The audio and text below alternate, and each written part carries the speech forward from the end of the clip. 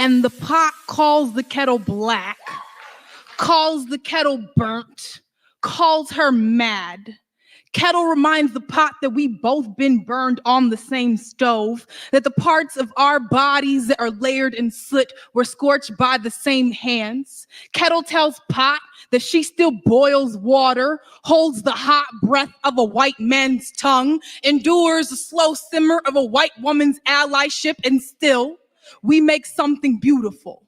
Pot calls the kettle wicked, and kettle says no, but says she's so magical she burned the hand of the last man who tried to pour himself a piece of her. Says she's so black she is everything, so black she is the beginning. She is the first thing someone finds home in when they wake up in the morning. Says ain't that what it means to be black? To have the world go up in flames around you and still be sanctuary for someone, saving men who lost themselves the night before, saving men who curse our names but forget his mama is made of steel too. And now the pot has no words, but calls the kettle bitter, but loves the glass pan, the fine china, loves all the exotic shit white men put behind glass casings, loves how fragile things not made of steel can be. But this isn't about the pot or the pan. This is about the kettle, the black woman, how she pours herself across the earth, but no one bats an eye when the water disappears. We give ourselves to men who never love us, but they say we are difficult, too hard to break. How we, the kettle, praise this pot, this man for all the water he holds. How we are the only ones who do not call him monster when the water boils over, because we know this heat, this white flame, hot enough to make any of us explode. We are the first ones to make noise when the world goes up in flames, but they say the earth was saved by the man who heard her scream. Pot calls the kettle black, and kettle says yes, but says you best remember you black too. The next time they bring a fire to your neck, they burn black bodies on the stake and the stove. Pot calls the kettle black, and kettle says bitch I might be, says nuck if you buck, then says wipe me down. Kettle says yes my nigga, I be black, I be mad, and I boiled the last man down to his bones when he tried to test me. Pot calls the kettle black, and kettle says hell yes, but don't say my name as if you ain't ever been burnt too.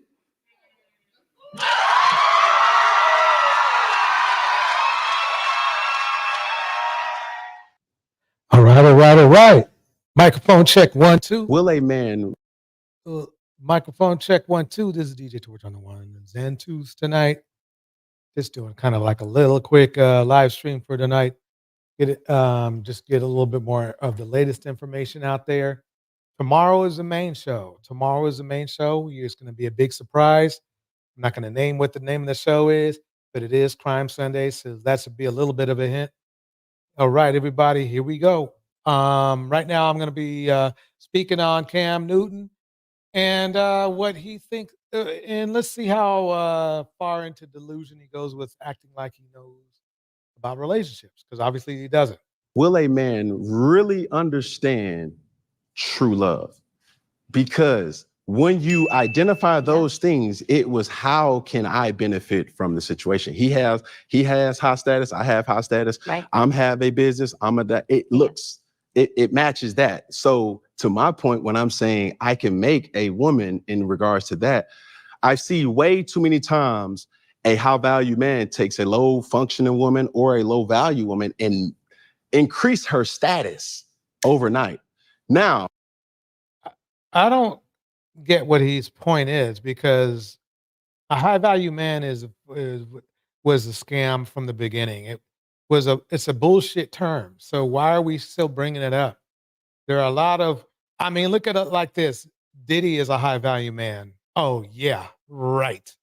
So you see, we should just take the whole word high value out.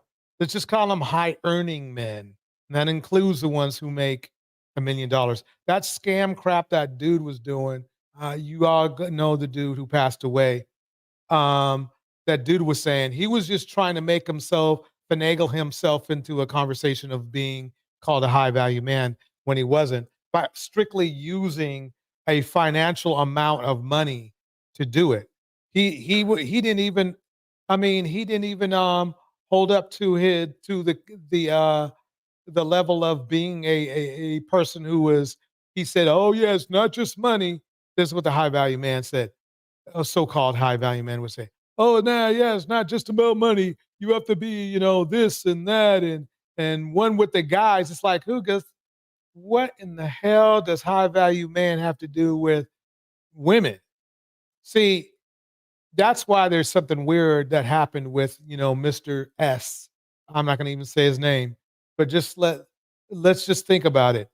Everything that he talked about, it was about men, whether it was men or women, it was about pleasing men.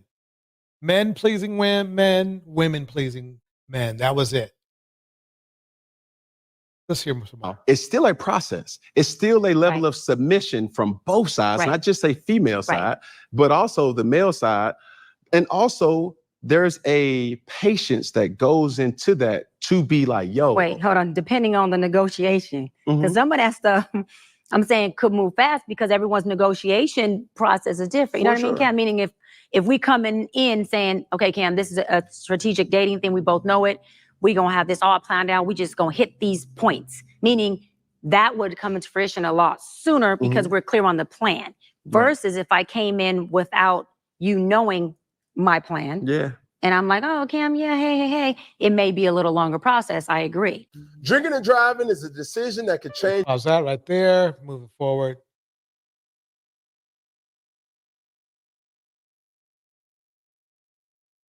You keep saying the man thing, which I love. That will a man ever really experience true love? Right.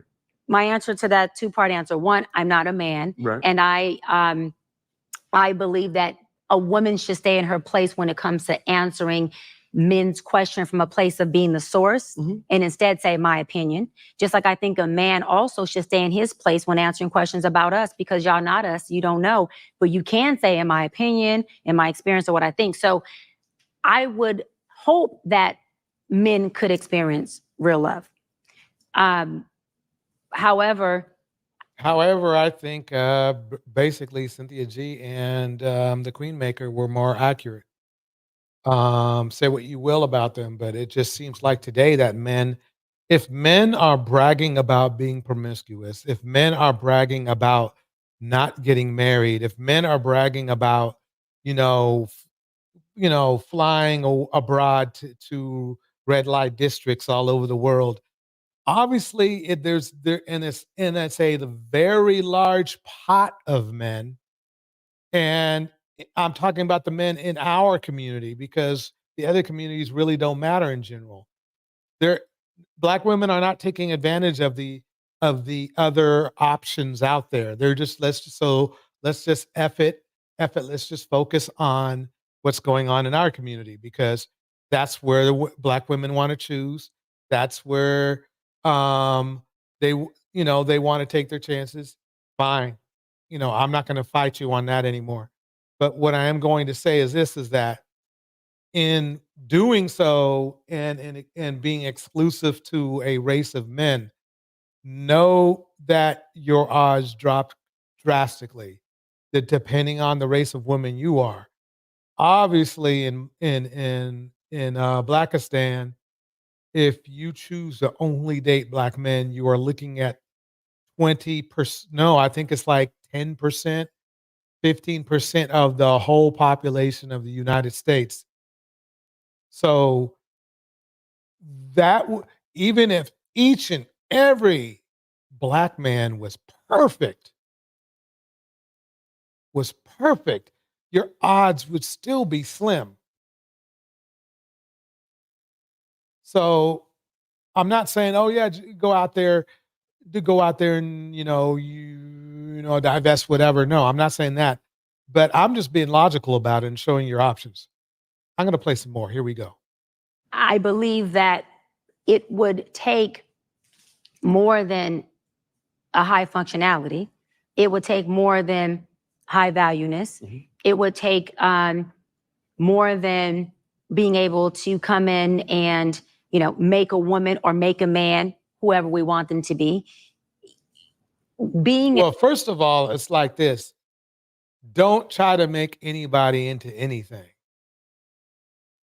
the only reason Cam brought that up was because he has narcissistic tendencies and thinks, I mean, he thinks he can do what he did on the football field in a relationship. Obviously, it hasn't benefited the women any because they have hella kids by him and they're not married to him. Most, if not all, women want to get married. So obviously, I don't care what these women say, in their minds, personally, they're like, damn, I failed. Not as far as trying to do what they needed to do to keep a man, but realizing that there's some men you will never have, and Cam is one of them. That's why he doesn't talk about getting married or anything like that. He talks freely about having kids because that's really all he has to offer. He doesn't have the capacity for whatever reason, even though he grew up with two parents, he simply doesn't have the capacity to be a monogamous, loving person. In love and feeling and experiencing that fully is more about how open and vulnerable we have already allowed ourselves to be with ourselves. Right? So meaning I receive love from you at the level of receptivity I already am when I come and meeting you, whether it's friendship, business, romantic. You can't love me deeper than I love myself. Let me word that better. You can feel the love deeper for me than I love myself. I won't receive it and feel it past the level that I love myself. Yes, ma'am. So where the disconnect comes out, not with us, but with people, is you telling me like, Doc, like I love you with everything. Like I'm giving you the world. Like no, I'm loving you like I've never loved and if I'm unlovable and I haven't worked through my stuff and I don't have the awareness to say, but baby, it ain't your love that is the issue. It's my ability to receive it and be topped off. Now, if I said that to you as my partner, which is that emotional intelligence just means I understand myself and I'm able to articulate who I am. In most cases, that would make you love me more and have a better understanding. I'm going to stop that right there. We're going to keep going. That was just a kind of like a warm up. So we're going to get right into it. There were some things that I saw going on. Let me actually skip down here and show you an example of what I mean. Ready? We can't hear you. Oh, you got us watching on the screen. No, okay, I got it. No. You got? Is that? Are you watching us live? Yeah, in the background. Oh no, another content creator. Jeez, not this dude. Wait. Okay, this is old. I think I already played this one. Okay. Well, you got us on television. What's your name, love?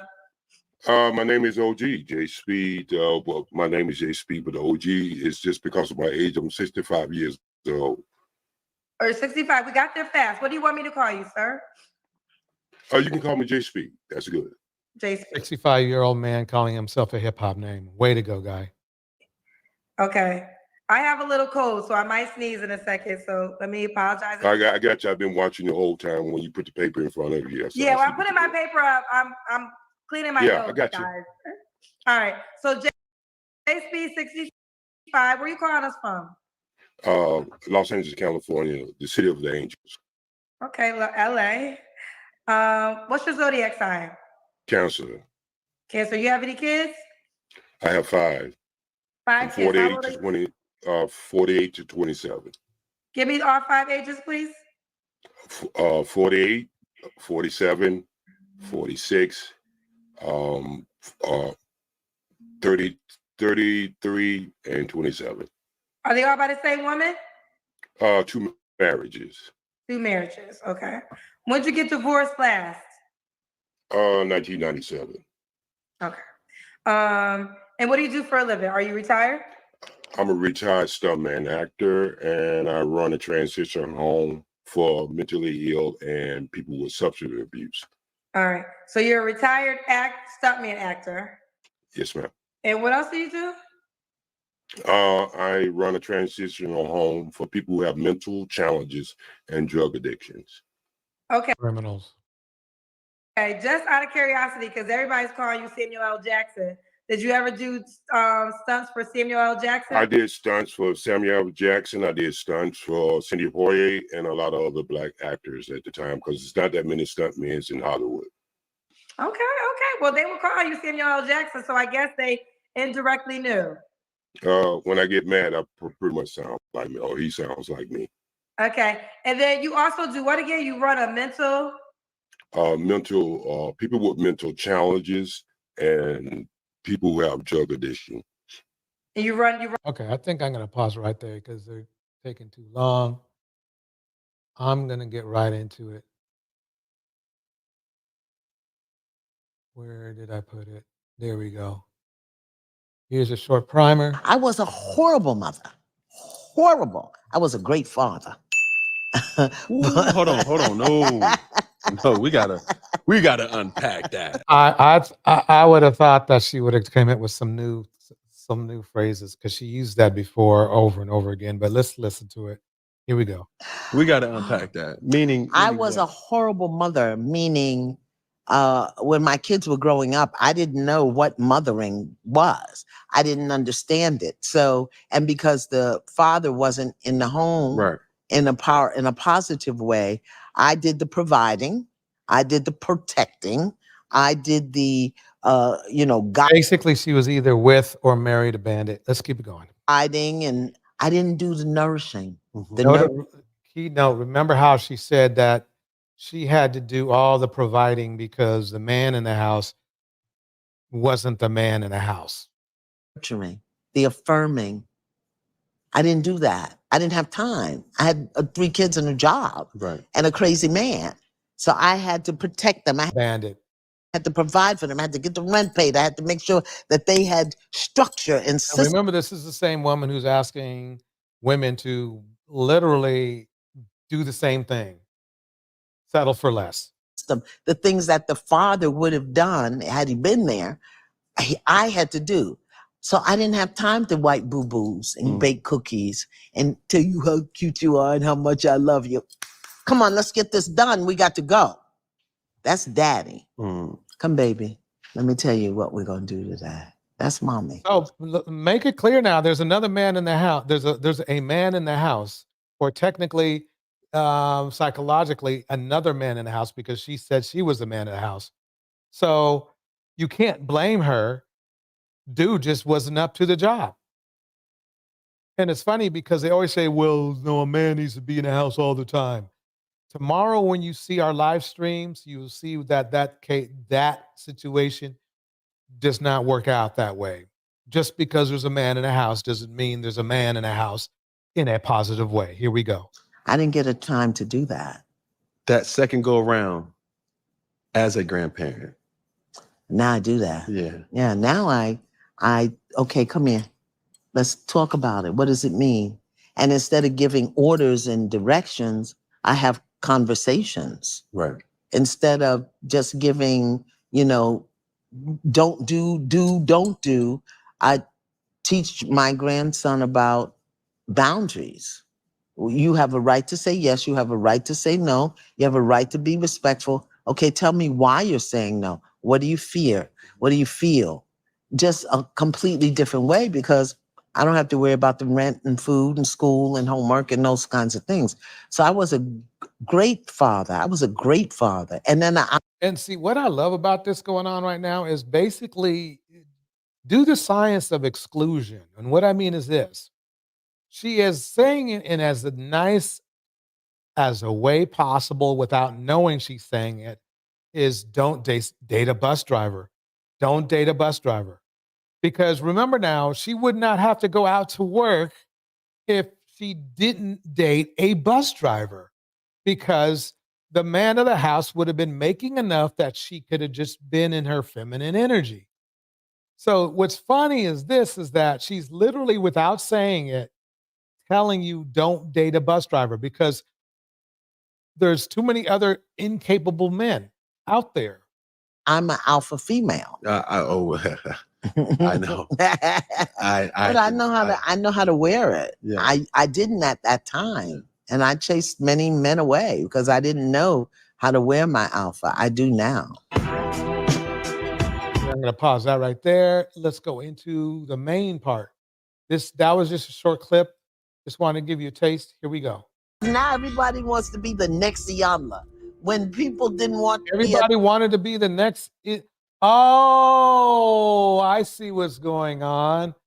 Oh, man. So this is what I don't even have to play the rest of the tape, but I can tell you exactly what's going on. Cam got his feelings hurt by the PhD. So he brought in another PhD, okay, to undersidedly roast her. That's what's going on. That's what's going on. That's basically what's happening. Let's go on. Let's get going. Here we go. at all. You was a real influencer. With influence. Teenage mother, married in a physically abusive marriage, went to college at 30, took my Okay, so listen to all this. Listen to what she went through. 3 kids with me, sat them in the hallway outside the classroom and the valedictorian. Ooh, she don't look it, right? The biggest misconception of TV, was it 24 hours? Was it 8 hours? 3 to 5 days. You saw 48 minutes. I got green light from Miss Winfrey, who said, let her do her. No, the first season was horrible because we were trying to create television. I think a lot of men want mothering, but they don't want anybody to know they want it. I was a horrible mother. I was a great father. Your talent can get you to many places, but only your character can keep you there. I have been directly told or indirectly told, cut your hair. By who? There's not a lot of people on television that look the way I look. They told us our language was wrong, our religion is wrong, our bodies are wrong. For women, now all of a sudden our bodies are great. People are going out buying the bodies that we used to try to get talked out of. My grandmother put me in the rubber girdle so that my booty wouldn't shake. Your booty wouldn't jiggle. Right, wouldn't jiggle. Look at that. Forget control. If you think you're in control, take your clock out to the cemetery. Yeah. That's tricky. Why? That's tricky. I just had a conversation talking about this. As men, our value is predicated off of what society deems our value to be. Right. As a woman, Yeah. your value is self-care, self-worth, self-know. That's your filter. That ain't mine. No, that can get you canceled. I can say it. You can't say it. But no one has said to the man, this is what's no longer acceptable. I didn't hear it. My husband, I said to him, when you raise your This is voice, still the intro. I don't know. Here we go. it scares me. And when you frighten me, I'm coming for you. oh yeah. Broom, mop, frying pan. Kendrick and Drake. Stop it. Come here. Give me your hand. I'm going to pow your butt. Who's? Both of them. Huh? Both. My football career. Oh. You have to be realistic. I think it's over. In here, you think it's over, or in here, you think it's over?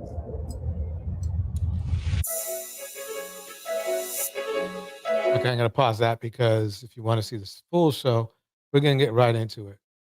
So, yeah, Iyanla's back. Iyanla's back. However you say her name.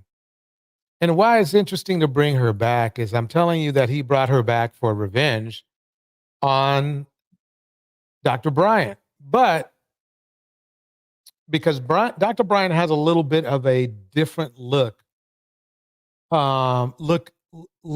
She has a different look as in psychologically as far as how she sees things in Iyanla. Now, Iyanla was telling all the women to go out there and date bus drivers, though she has never said a good thing about the men that she dated who all happened to be what? Bus drivers. So it's the omission of what she doesn't say, which is going to be important for you to listen to. What she doesn't say. Because she's all for telling other women to go through the same crap she went through. And as you heard through this whole intro, she went through hell. She went through hell. She went through hell. So let's go ahead. Go through hell with her. Just go through hell with her. He calls it Funky Friday, but it's Saturday night right now over here. The DJ. Or yeah, there she goes. There she goes. All right. Okay. I don't know what the hell she's trying to do. Hey, hold on, stop. We're gonna get back to the content at hand. But while Okay, wait. So yeah, I'm just gonna give them a shout out. Why not? You go to icon, whatever this is, .com, sign me up.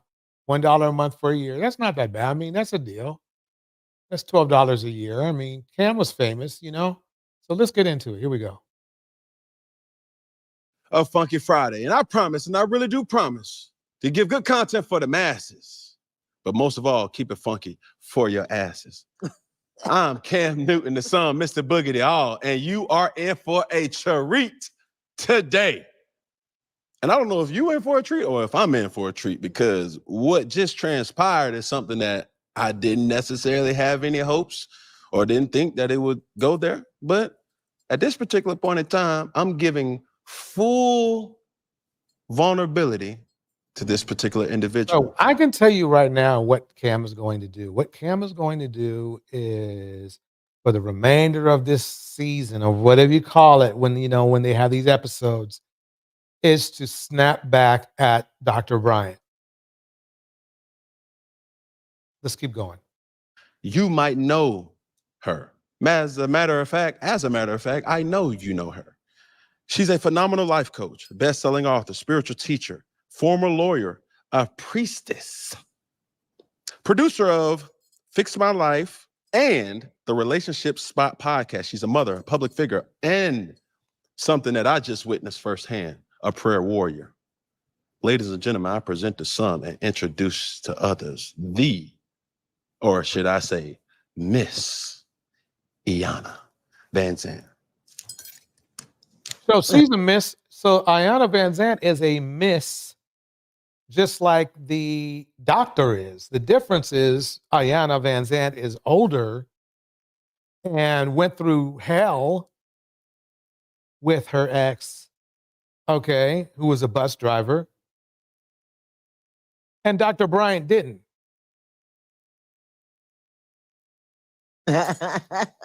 Ooh, and it's we keep it funky over here, Miss Iyanla. Oh, please. I do love funk. Okay.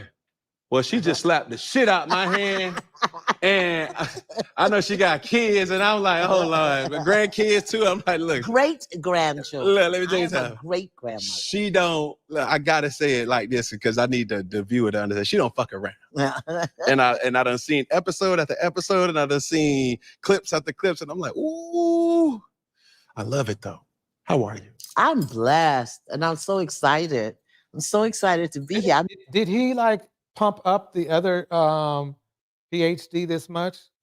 Did he do this for Miss Bryant? I know he did a short thing, but he literally took 2 minutes, doing accolades for this woman, which is fine.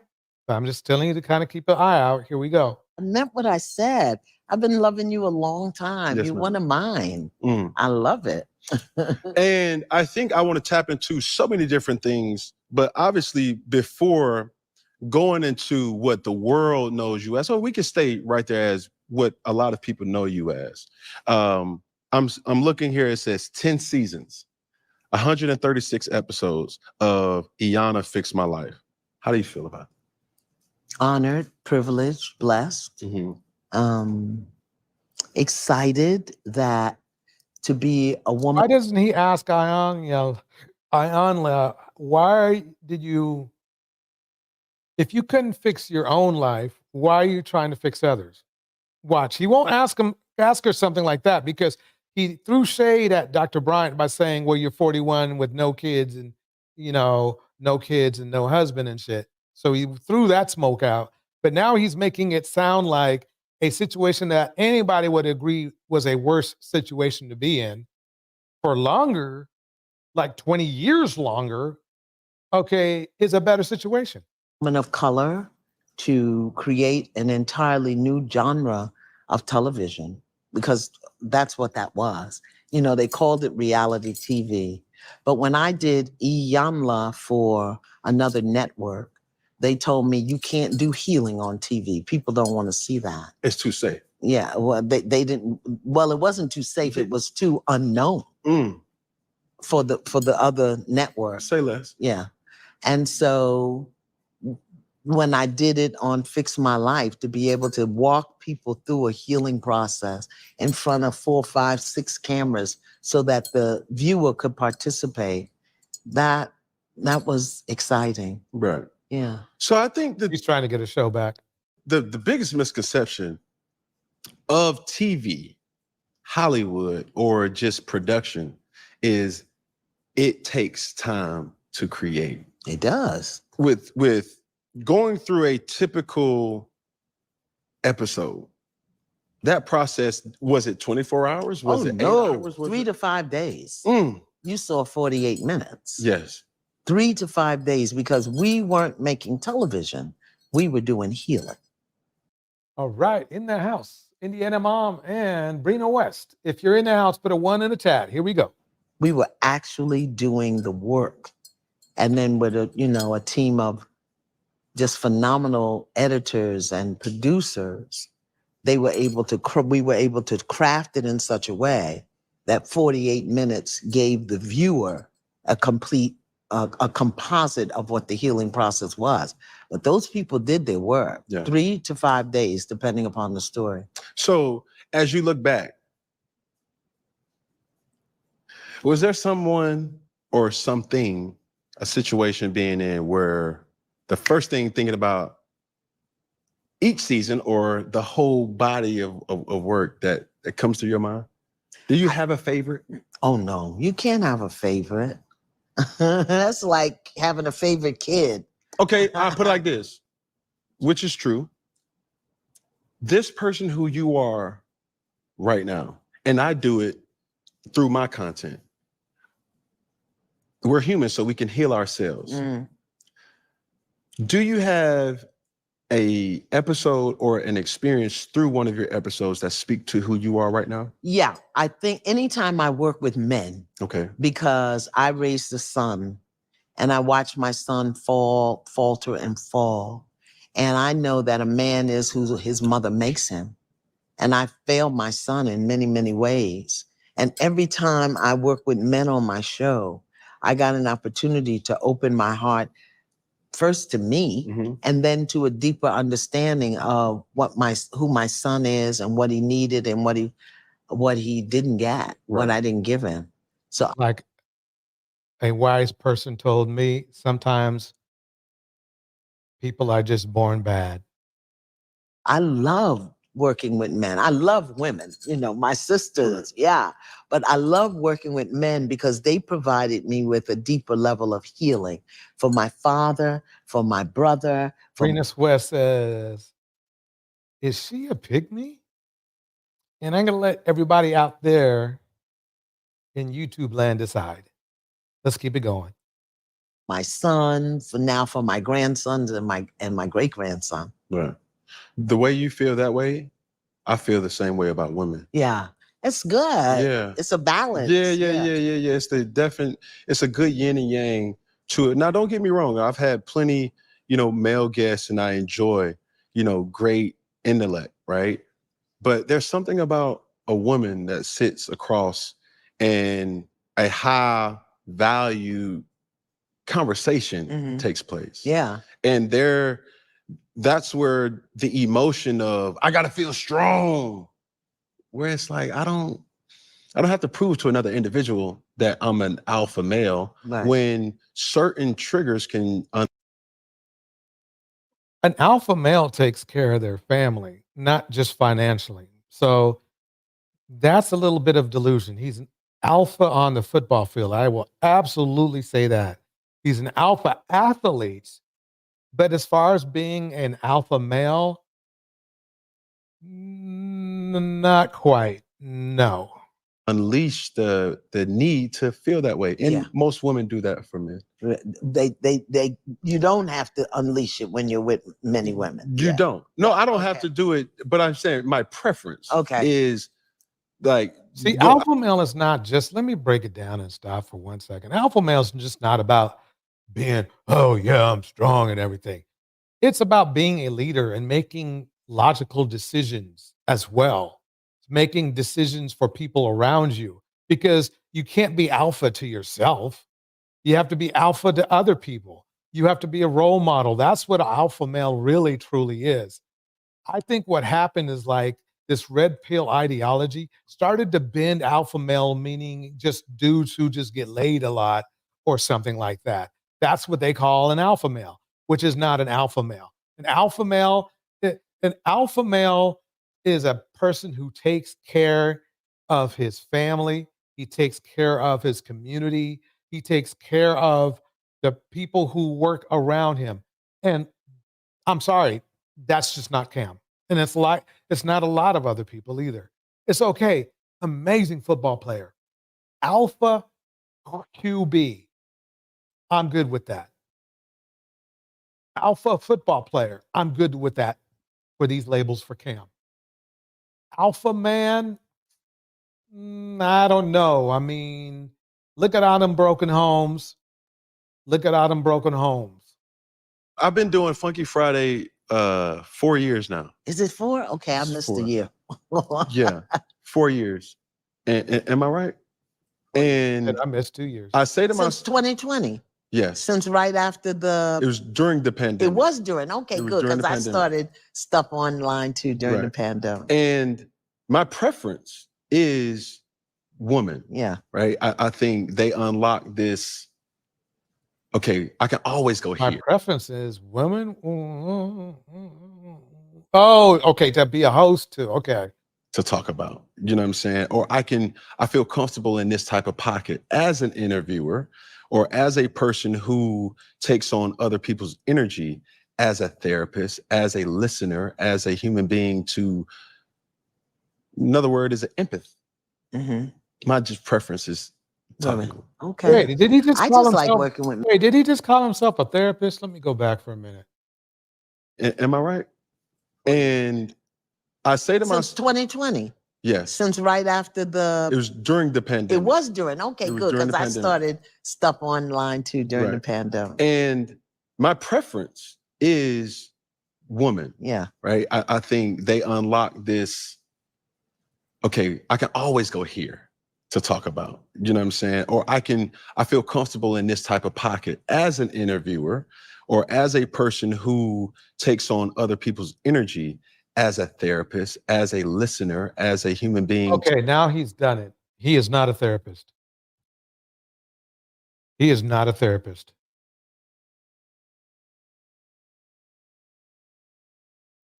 To, another word is an empath. Mm-hmm. My just preference is Women. talking. Okay. Yes. I just like working with men because they're just, y'all are funny. That's the most honest thing she said so far. I find you very interesting. Because of what?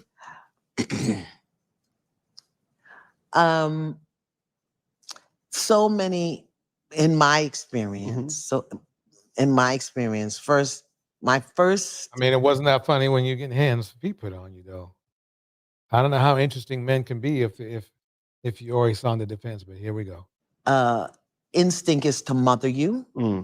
That's my first instinct. And I think a lot of men want mothering, but they don't want anybody to know they want it. And when I say mothering, I don't mean, Yeah, you know. no, she said it exactly right. Most men when they look for a relationship, they want somebody to take care of them, cook, clean, all that kind of stuff. They say that, right? That was in the Kevin Samuels 3 pamphlet page book, right? Yep. 3 pamphlet booklet. One of the, take care of me. I don't have to take care of you, but you have to take care of me. That's what Kevin Samuels preached. No, tying your shoe and wiping your boogers. I mean, nurturing, nourishing, sometimes guiding, supporting. Yeah, that's what all of Kevin Samuels' exes did that for him. They took all the hits. He would go out and cheat, like he said in another video, and they stayed around. Right. And I think a lot of men want that, particularly, every man wants that. Yeah. but they don't want nobody to know that they want it. Some, but that is only unlocked with women. See, they don't want Here to. he goes. Here he goes.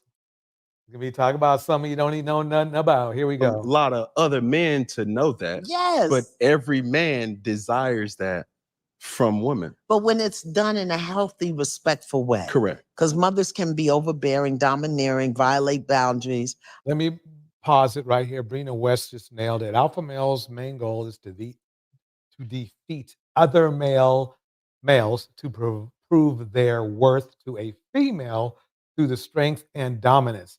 It's used for the animal world and, in my opinion, toxic women. Bars. Like I said, I was a horrible mother. Horrible. I was a great father. Ooh, hold on. No, we gotta unpack that. We gotta unpack that. Meaning I was what? a horrible mother, meaning I'm going to decipher this down to the minute. We're gonna chop this up. Here we go. when my kids were growing up, I didn't know what mothering was. I didn't Okay, understand why didn't she know what mothering was? Here we go. it. So, and because the father wasn't in the home, Right. Boom. I'm going to pause it for just a second here. Because the father was not in the home. She had to be the father. in a positive way, I did In the a positive way. So he was in the home, but he was just a bandit. providing. I did the She did the providing, which means that she went out and did all the work. Now, remember now, Iyanla is pretty old. So remember those all those times back in the day where she would have been married, what, 30 years ago? Because she's in her 60s or maybe 70s, right? So in her 30s, she's taking care of the home, right? There's a man there. There is a man there, but he ain't worth shit. If she's got to do everything, then what's he worth? Let's break this down. Here we go. This is getting good. Here we go. protecting. I did the She did the protecting too. So she went out and got the money. She got all the money and she doing all the protecting. What else? guiding, and Guiding. didn't do the nourishing, Mhm. the nurturing, the affirming. I didn't do that. I didn't have time. She couldn't do it because she was too tough. Yeah, I can see her point of view. So think about it like this. Wow. This is eye-opening because it shows you how lack of empathy a lot of men have today, where they call women masculine. And Iyanla, who loves men, by the way, and defends men all the time, is telling you the reason why she was masculine, per se, was because, or had a masculine role, is because she got with a bandit or a bus driver, whatever you want to call him. She did exactly what the red pill wanted her to do. Exactly. And for that pain and suffering she went through, they turn around and call her masculine. Ain't that some shit? Time. I had 3 kids and a job, Right. and a crazy man. So I had to protect. 3 kids and a job and a crazy man. Okay, so if you guys were thinking I was joking about saying, oh, she got hands and feet put on her, no, that's not true. Remember, she's a psychologist, so she knows what the crazy means. So, and she doesn't use it lightly, and she doesn't use it flippantly. them. I had to provide for them. I had to get the rent paid. I had to make sure that they had structure and system, the things that the father would have done had he been there. He was there, though. She said he was there. He just wasn't there, if you know what I mean. Physically there, but not spiritually and mentally there. This is what happened back in the day. If you want to know, there's another reason, another source of why single mothers are single mothers, other than Cam, because he's a perfect example all in himself, is the story that Iyanla is telling you right now. She did everything you men wanted. She was fit, feminine, friendly, and submissive. She was smarter than the guy, yeah, whatever. She can't help that. There's nothing she can do with that. She turned out to be a PhD. And what she get for it in return?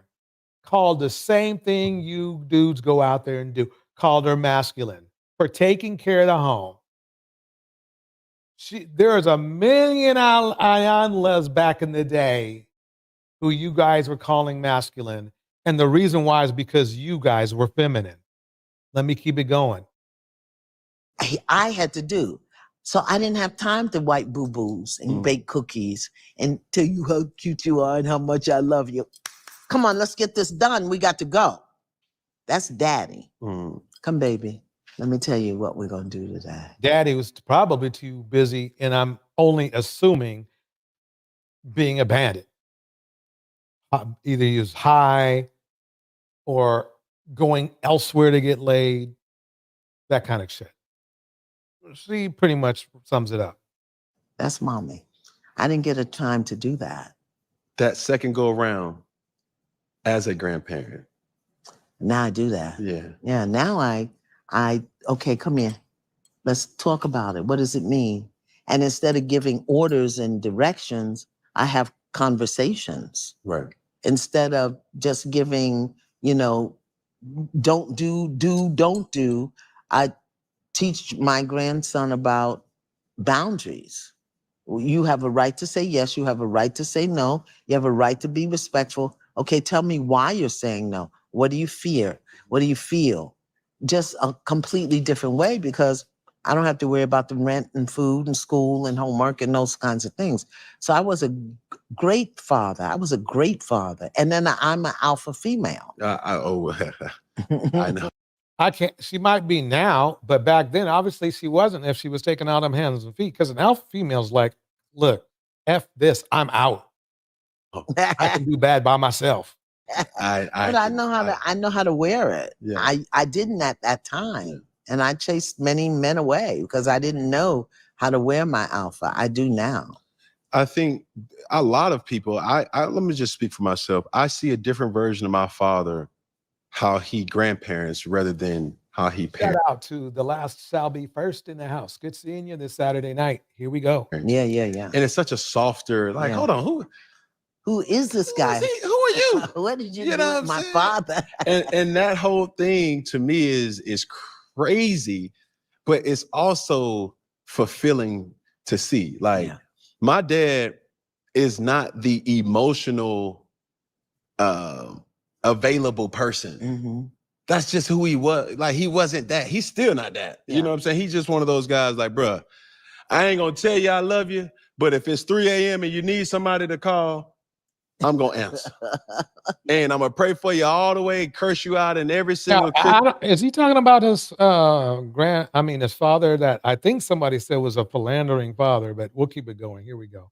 I'm not saying that he is. That's what somebody told me. And if that's the case, then let's find out. Christian way possible, but I'm gonna be there. Yeah.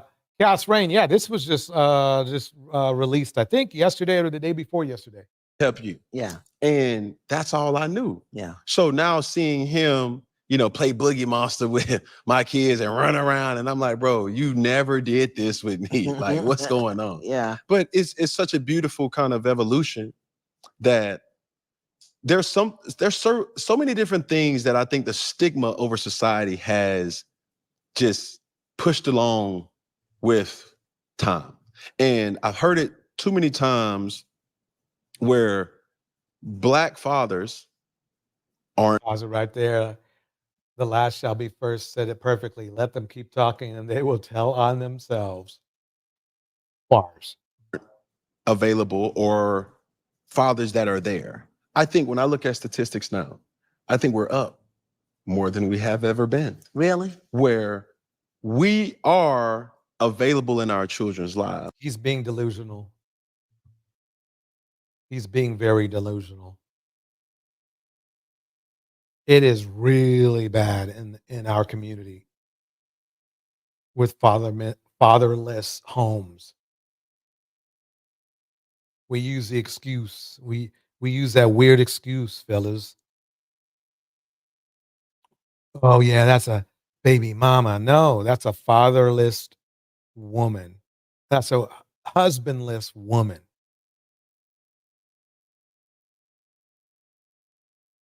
Who, are we leaders or not? No, no. Okay. And in a way where I can say, hey, my son knows his dad. My son knows exactly, or my daughter for that matter too, knows, and they feel my presence on a regularity, not just on a system. Yeah, I knew it. I told you. A lot of you may have not been here earlier, but I was talking about how this is Cam Newton's diss track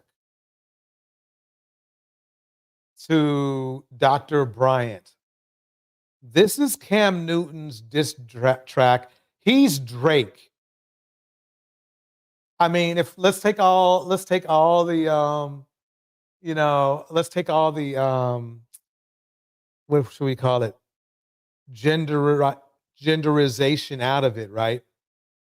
And Cam is Drake. He is, even though he cannot let it go, he got another PhD to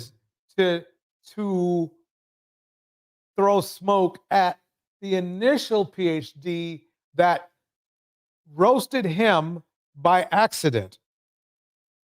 Dr. Bryant didn't go on there to roast Cam Newton. But it slipped out. I mean, the truth roasted Cam. Now what you see is Cam Newton, and this is not going to be the last time. He's going to be doing this for a while because I know how he is. I really do. He can't, instead of taking in what that good Dr. Bryant was telling him and attempting to rebuild himself for the good of his families, his broken homes, he's going to hire people to be his, what they call it, his flying monkeys to an attempt to roast somebody who told him the truth and nothing but the truth. In the house, Chaos Reign Show, last up shall be first. We got Mel in the house. Mel, it's good seeing you. Indiana Mom, LP is in the house. Oh, okay. From MTGV Crime Pot. Man, everybody listen, you got to check out MTGV's crime channel. And then she has another channel that helps you build your channel. She has like to build your YouTube channel. So you got to check her out. That's MTGV. LP, thank you for coming through. It's good to see you here. Brina West is here. And Mom is here. I appreciate y'all stopping through. Let me get to the mix here. Let me get right back to the mix. Here we go. As we unpack and as we kind of go from many different emotions and many different topics, what got you into therapy? I don't really do therapy. I'm a criminal defense attorney. Okay. So I learned the art of... Oh, okay. Okay. That's why, okay, now I get it. Yeah, I'm not going to say anything, everybody, but that's explaining. Okay. Listening and questioning in law school. Right. And I'm a minister. So I learned the art of supporting and nurturing in seminary. Okay. And I'm a coach. So I learned the art of hearing and visioning as a coach. Right. And I'm a priestess. So I learned the art of ceremony and ritual. I'm a pipe carrier for the Lakota Nation. So I learned the power of culture, ritual, and tradition. So you put all that in a bowl together, what you get is not therapy. It ain't. No.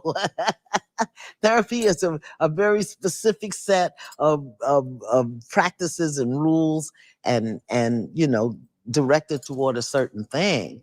And therapy, most of not so much anymore because therapists are so expanding their practice Correct. to include other technologies. I'm a spiritual technician.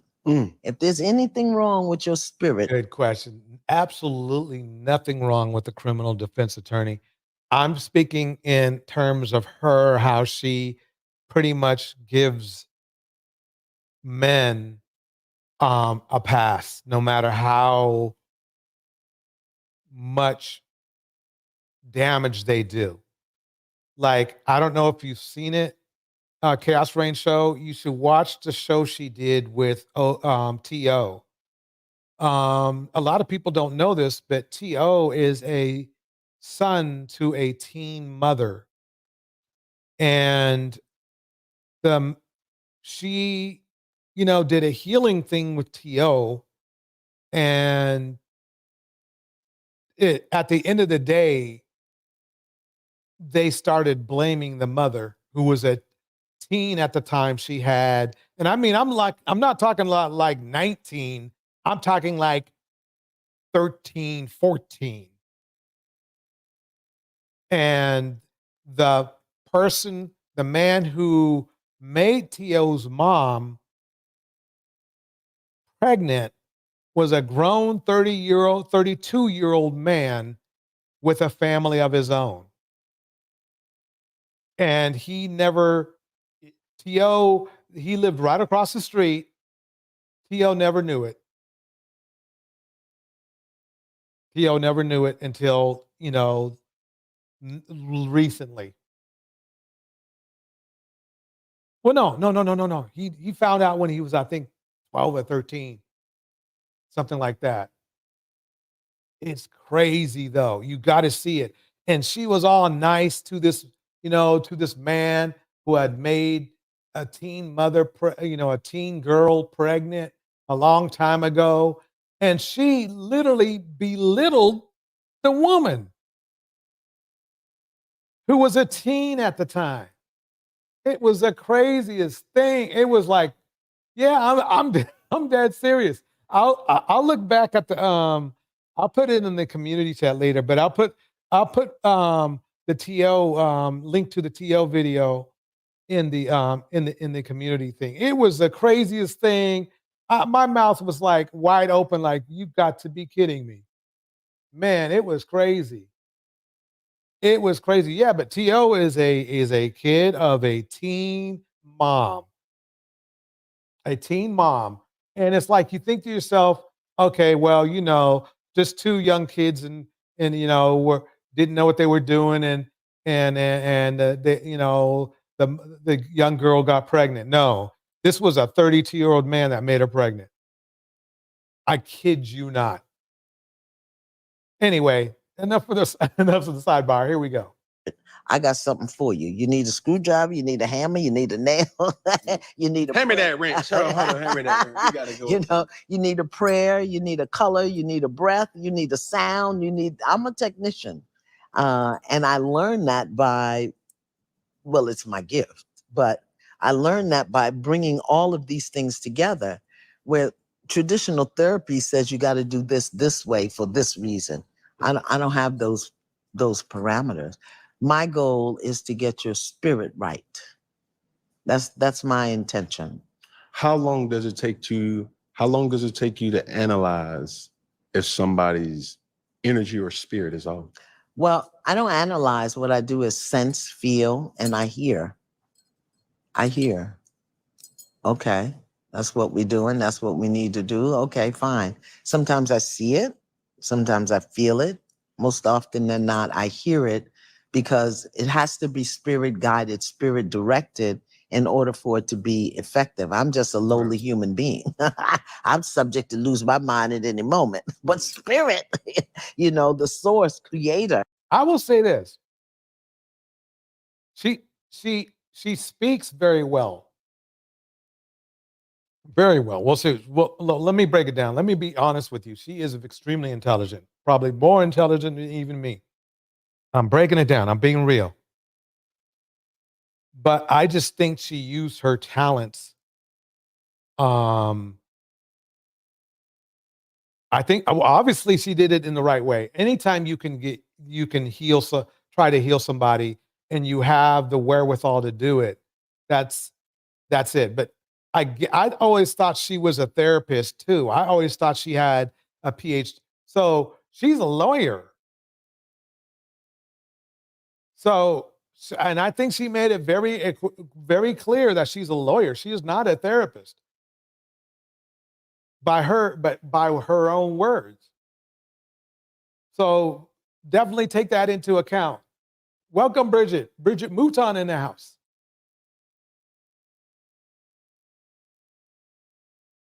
Mel says this.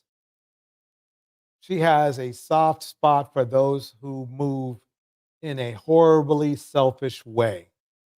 She's become a huge coddler. Bars.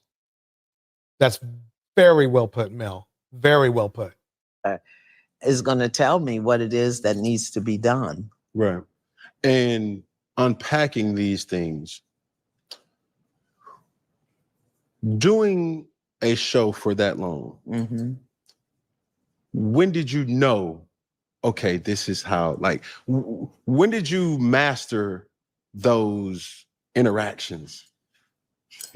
Pause. Another gem dropped in the chat. LP says this. We learn to use our life experiences in many ways if we're thinking and or aware. Bars. Y'all are cooking. Y'all are cooking in the chat. I can see that right now. Do you understand what I'm saying? Yeah, I do. So it's like, I mean, I'm not expecting you to say like, oh, the first season I was getting, of No, course. the first season was horrible because we were trying to create television. We were trying to do television within the traditional parameters of television. Right. And we had a whole production team and a bunch of producers who were great producers, Right. and they wanted to do what they do, and that wasn't working. So it really took us about 3 seasons when instead of producers, I brought in I'm coaches. going to fast forward a little bit. And the sponsors sometimes were a little misaligned, you know, like certain things you can't say because of this, or you can't do because of sponsors. And So basically what this is several things. It's a diss track to Dr. Bryant from Cam. Imagine Cam being, you know, again, he's being Drake, and we can probably call Dr. Bryant, you know, being Kendrick, right? Obviously a female version of Kendrick. And so imagine that he's now hired another front man, or back in the day we called him front man, which is another rapper or another MC, to kind of like, you know, perform on this diss track to roast, you know, Dr. Bryant. That's how I see it. that was, but you know what? The network OWN was so committed to the process that they went to the mat. They went to the mat for anything that we thought would support not just the guest, but the viewer. Right. You know, for the first 2 seasons, every show, we used to have a worksheet. I created a worksheet where if you watch the show, you could go and download the worksheet and answer the questions and apply what was going on in the show to you. I did that for 2 seasons. And I said, now this is that crazy. Let me leave this alone. Because people hadn't yet gotten used to participating in television. They were still watching. Right. Okay, hold on one second. I want to see if we can get into the, let's see here. Where is the more? Okay.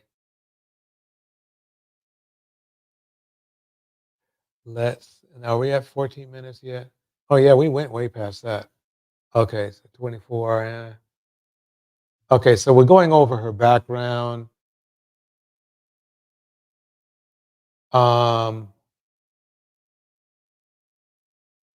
Let's do this. When was the last time you suffered?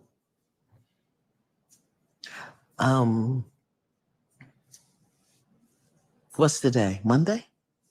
Saturday, as I approached the first anniversary of my youngest daughter's death, and certain commercials come on TV, or I hear certain things and my mother's heart breaks again and again and again, and I suffer.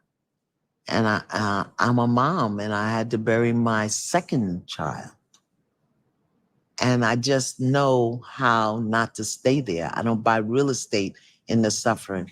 I give my. Let me pause it right there. Mel says it once again, another gem. She's feeling away because she's back on the dating market and frustrated. So she's taking it out on her old self and women like her. It's not going to work, Miss Iyanla. Intelligent Black women aren't going. Bars. Myself permission as a mother to suffer the loss of my pup. I do. And it hurts and it's ugly and it's painful.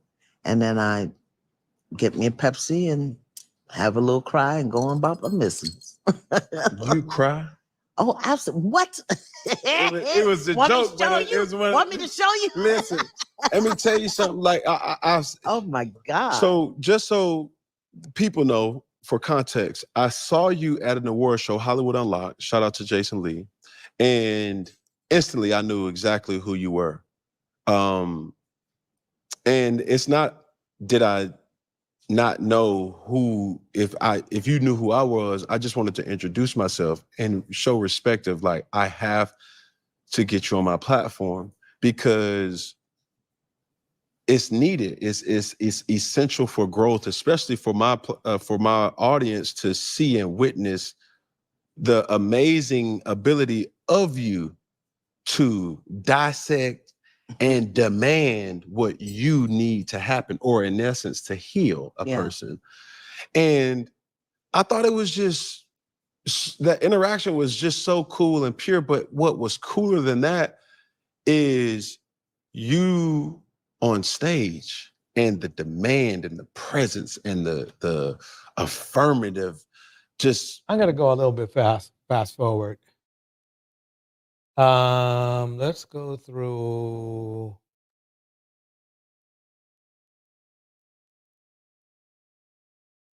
What do I want? Let's go with this one right here. moment before I'm seeing these red buttons here, and talk to you about my personal situation. And this is where I will be vulnerable here in regards to you. For me, raising children, what are signs that a parent should fix sooner rather than later? Oh yeah. Okay. Good question. Here are a couple of things that we want to go for. We want our children to make sure our children know they are loved. Whether that's demonstrative love, affirmative love, we want to make sure they know that they're loved. We want to make sure that they know that they're safe, that they're protected in the home, out the home, in the street. Your kids got to know if they call you and you're in trouble, they're in trouble, that you may beat their butt later, but you're going to show up, with the wielding the machete now. They want to know that they're safe. They want to know that they're competent. And that's where so many parents fall down. We do it for our kids as opposed to giving them the room and the space to do it and learn how to do it and fail and fall down and get up again. They want to know that they're competent, otherwise they'll become codependent. And we want them to know that they're resilient, that they can have loss and recover, that they can fall down and get up. So we've got to get and resilient, and that they have choice. So what she's saying right now, it's fine. It's fine. It might not be exactly what I want to say or somebody else, but at least it's useful information. That they're loved, that they're safe, that they're competent and they have choice, they can do things, and that they're resilient, that they've got, some juice to come back. And I think where most parents fall down, or they think the kids know they're loved, even though the parent never says it.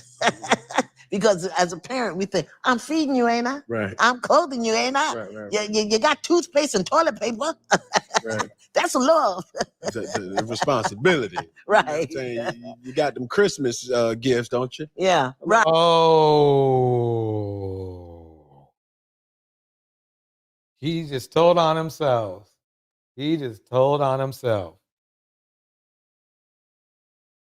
A Christmas gift does not replace true love,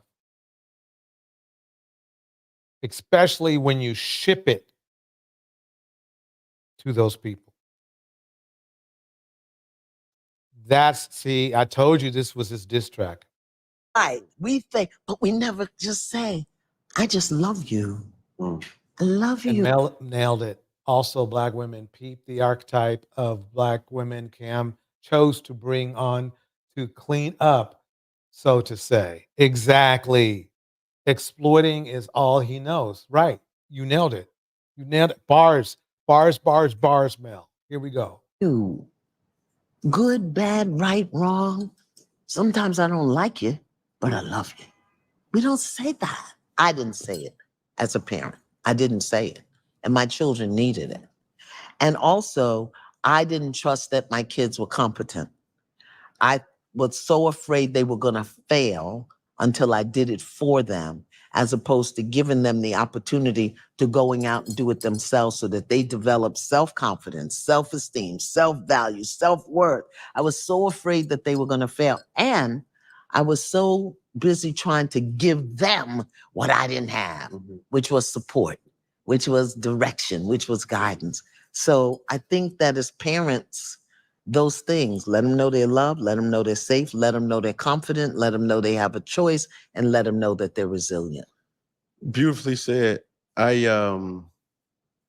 think a lot of parents go through a phase of Watch, I guarantee you, he says a lot of parents, but he means himself. This law, if it's a real law or not. I want to make my child's life easier than my life. Why? Look how you turned out. You're great. Yeah. But there are certain things that I'm not proud of, but that's still a part of my journey, though. Yeah. Well, you know what? If you it is a clean up, Iyanla, however you say your name, is a clean up woman. Dun, dun, dun, dun, dun, dun, dun. I was deprived a lot in life. I didn't want my kids to experience deprivation, but I wanted them to know how to earn. I did good there. All my kids knew how to earn. They knew how to work. They knew how to earn because I worked really hard. But as parents, we think that what we went through was so horrible. We want to save our children from it. But look at who we are. Wait a minute. No.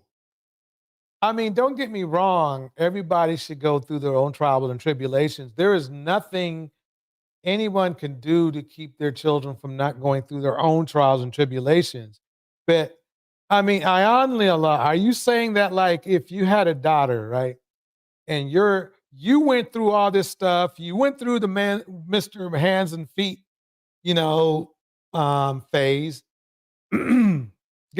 so you think your kids should go through that shit just so they can turn out like you later on in their life? That's kind of, believe it or not, I will say this. She says some things I like. This is not one of them. It's like, wait a minute.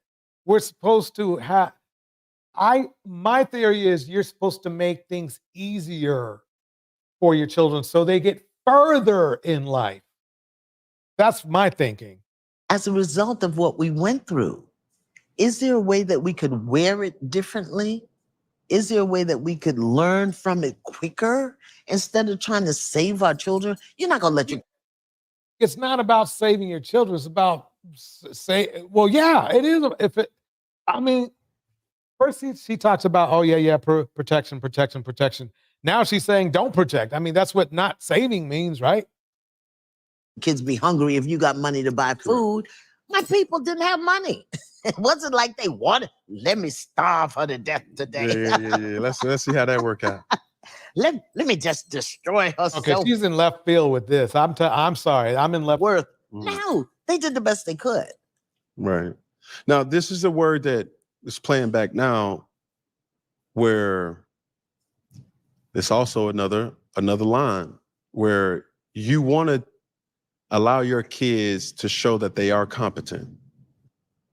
But at the same time, where do we draw the line in allowing them to dictate their steps? You see what I'm saying? Like, okay, competent is like proving that you are capable of doing something. Right. Okay, mommy, I want McDonald's. Okay, mommy, I want to transfer schools because blah, blah, blah. Or mommy, it's just certain situation. Like, Yeah, where's that line where? Well, it all depends on the kid's age. Okay. And what they're going for. So that's where I'm getting to. It's Pause that right there. I'm going to go up a little bit more.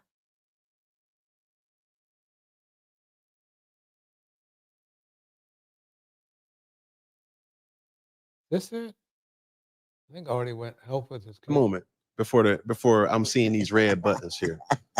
And talk to you about my personal situation. And this is where I will be vulnerable here in regards to you. For me, raising children, what are signs that a parent should fix sooner rather than later? Oh, yeah. Okay. Good question. Pause. Mel is on fire tonight. I agree, Torch.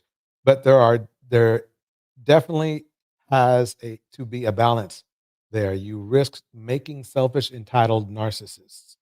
Very good point. Very good point. Balance is needed in everything, in my opinion. Mel, you must be a psychologist. You're nailing it tonight. Thank you. Here we go. More bars. Cam should have had you on the show. Here are a couple of things that we want to go for. We want our children to make sure our children know they are loved. Whether that's demonstrative love, affirmative We went love. through that. So he was asking about his kids. She went somewhere else with it.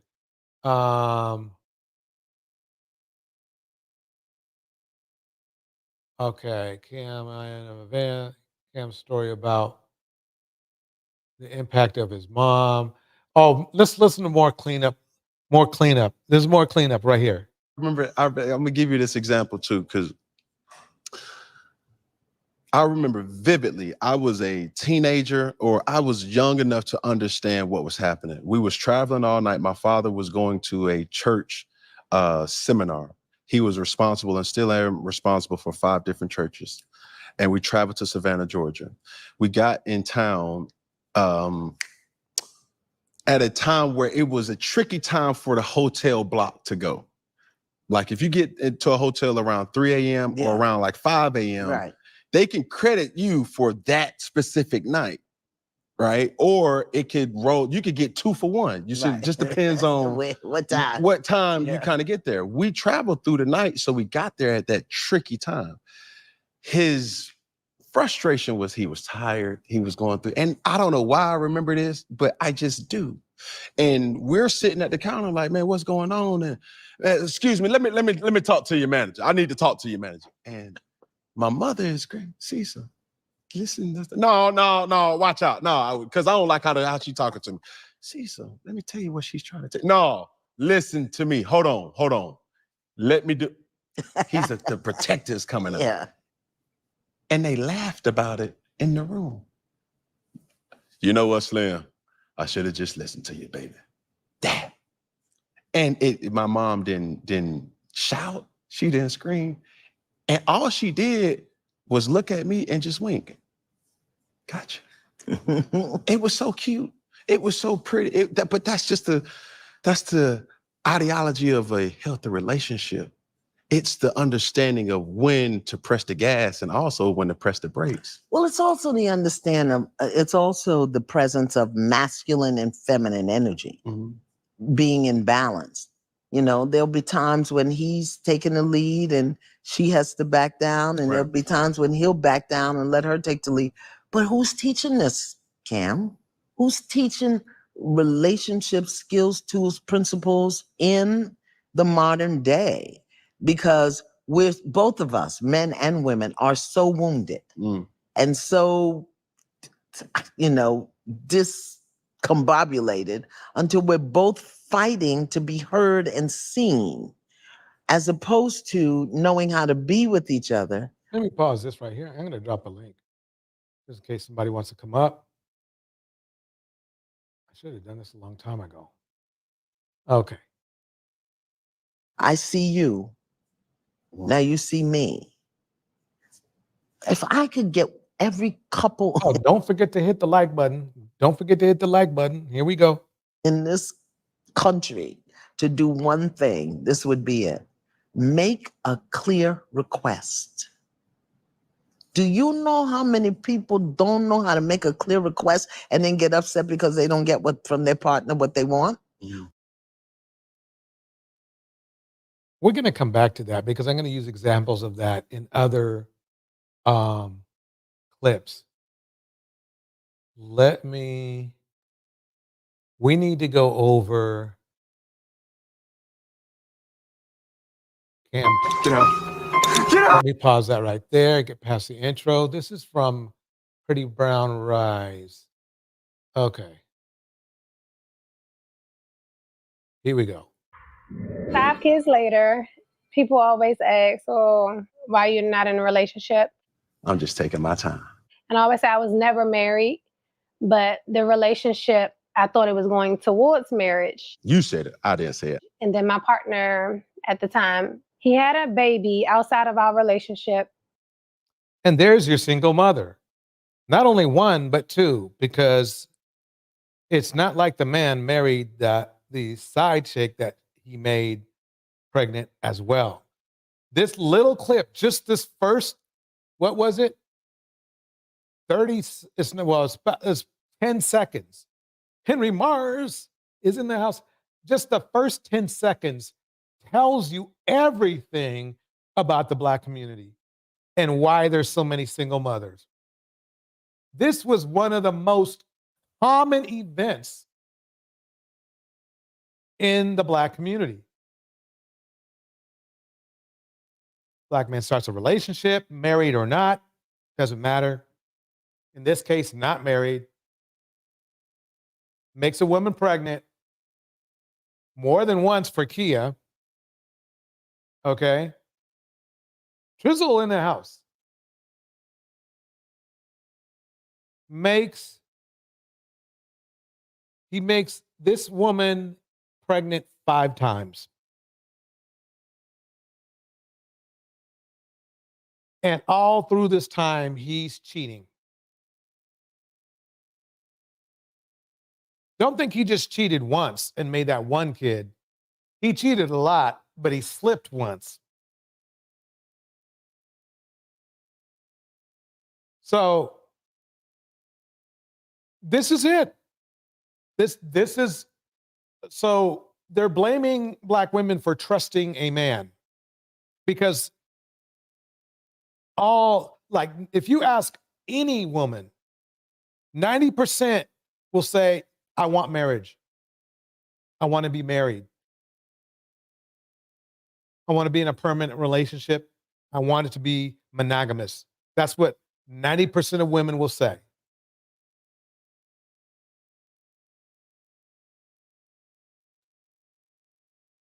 And it's sad, it's painful because this is exactly what happened in the community. In addition, okay, to men sleeping with children, literally young girls, just like T.O.'s mother.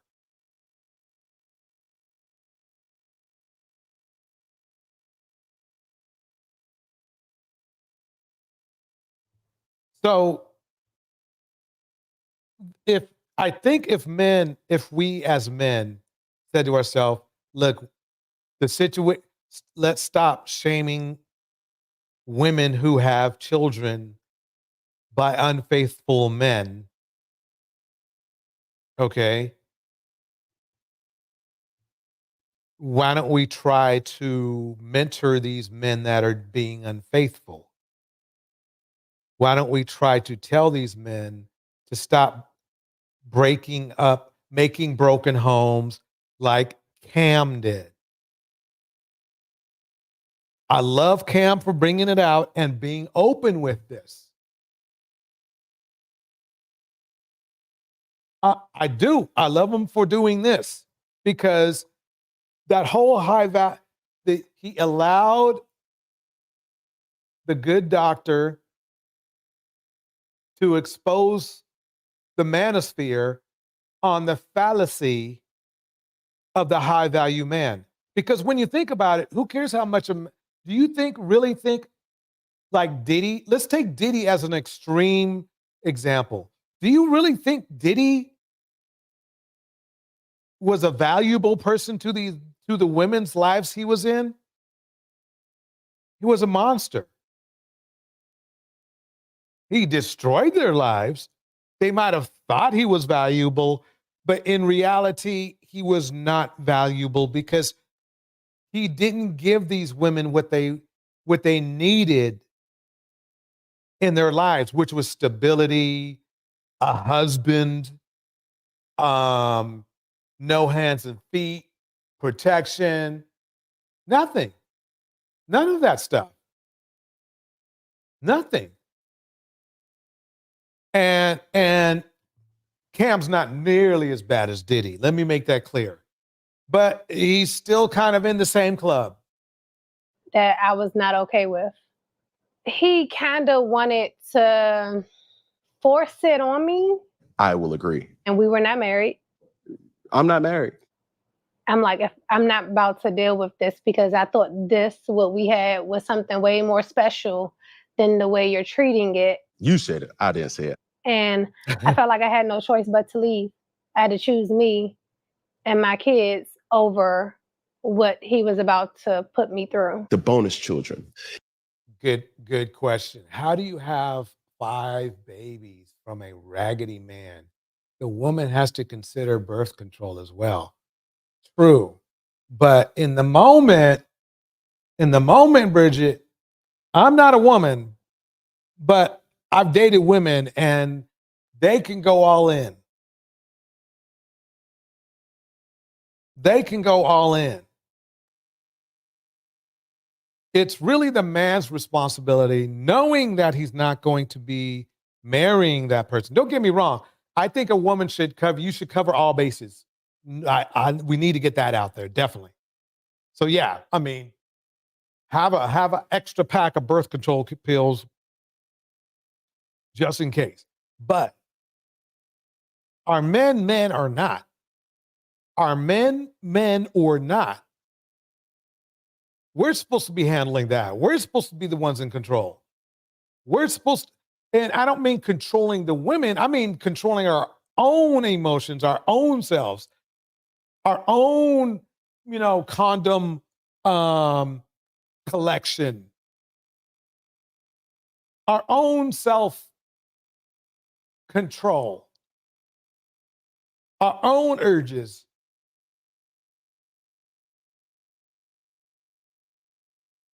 And the proof is out. We can be 50-50. Hey, look, I'll take the deal. You want to be 50-50? Say that women are 50% responsible and men 50% responsible? Well, fine. But then what's going on with this? What's going on with this men have to men run things thing? If men run things, then we have to, if men, we want to be known as leaders, then we have to take leader type responsibility.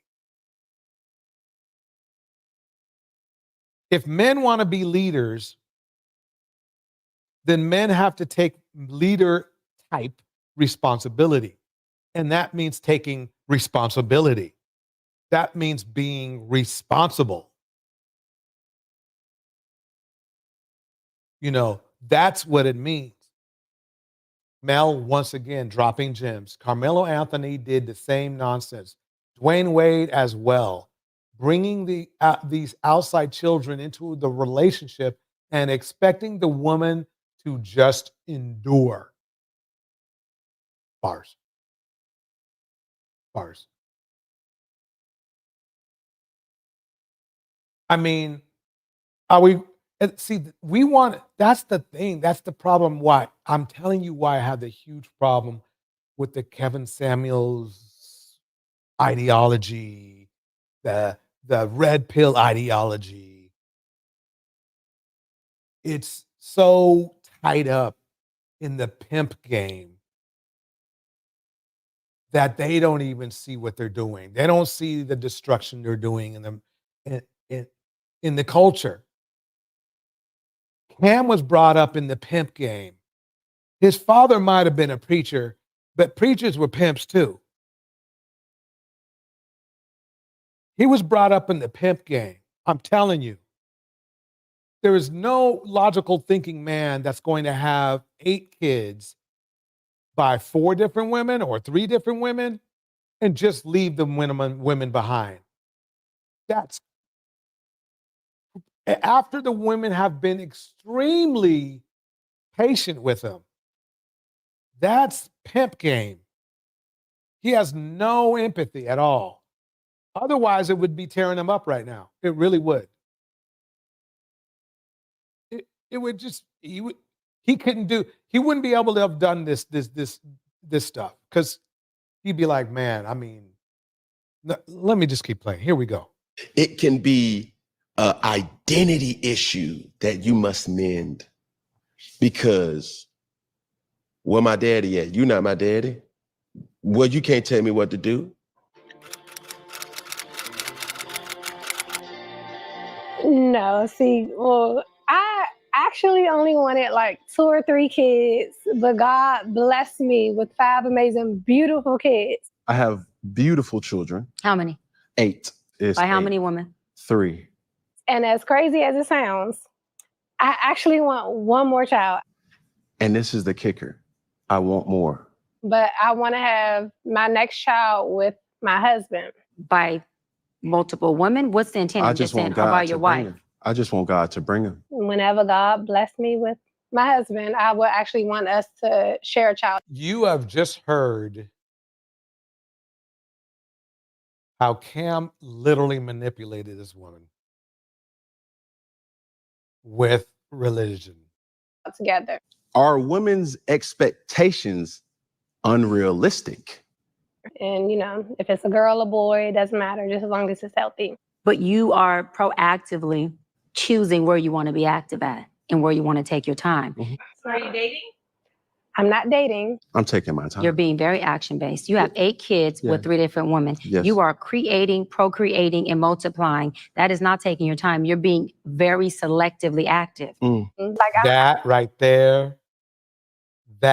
there was the height and that dagger. That was the dagger. There was nothing Cam could say. He could bring up, oh, you're 41, you know, talking to the PhD, right? Yeah, you're 41, right? You're 41 with no kids and you're not married. Yeah, she hasn't busted up any families either. Ding, ding, ding, ding, ding. Out dating, but I don't have anyone at the moment. My desire to get married is lower than my fear of divorce. You want to take your time. That's how low he thinks of marriage. He'll pump 5 kids in a woman, cheat on her, leave her, all because he's scared of being married. Why is that? Because his father and mother were married, so what's the problem? What's the problem, bro? Time in having a wife because of your own fears. So I've been single for 5 years. That's enough time to find a lot of things out. And we have a great co-parenting schedule. But you will. Let me pause right there. Mel, I'm wondering if he's still betting this woman. I would say he's betting all of them still.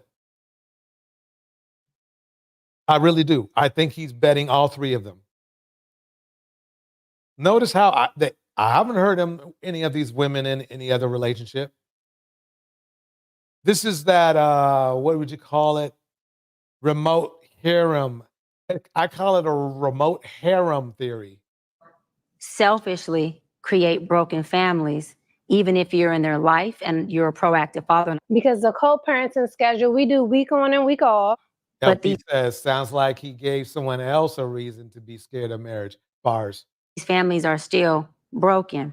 Every child cannot have Papa in the house with them. So some child, if not all will end up with some kind of deficit without daddy being there.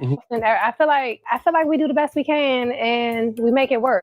Oh, let me go better. I'm gonna build these houses and put kids and these beautiful women and kids in them, but I ain't gonna create a home in them. We make it work for the kids. It has definitely been a work in progress. And then I'm gonna build a home with her while all these other beautiful babies have houses. You know, as long as the parents are good in a good place, then the kids will be good. That's completely unfair and it's selfish. So as long as they see a healthy relationship.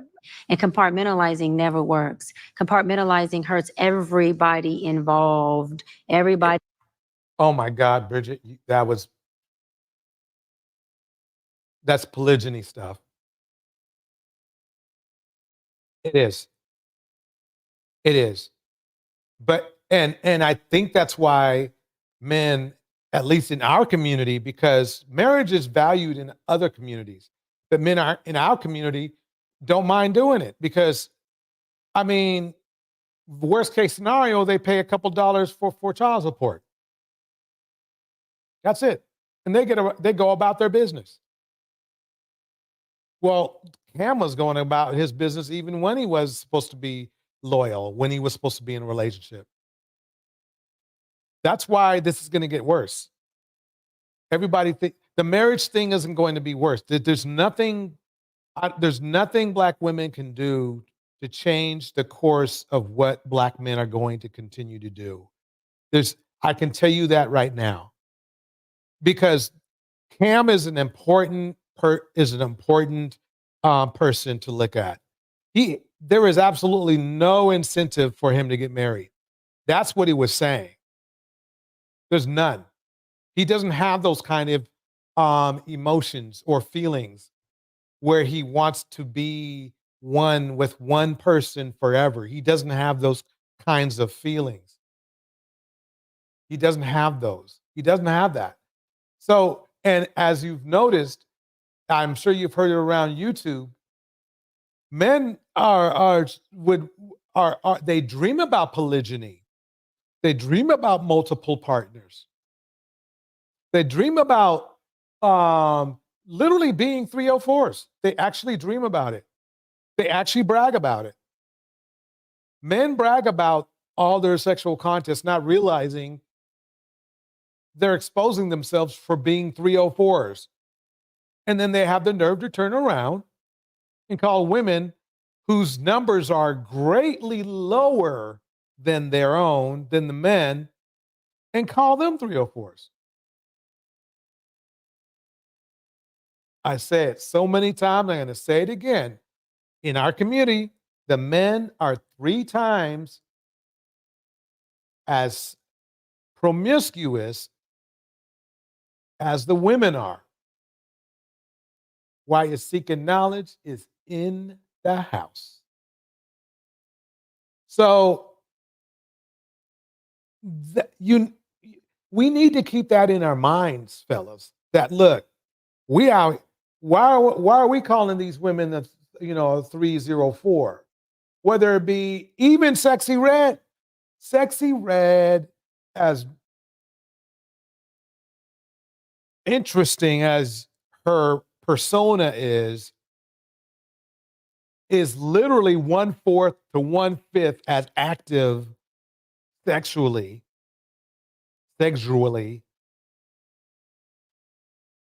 as her male counterparts in the same industry.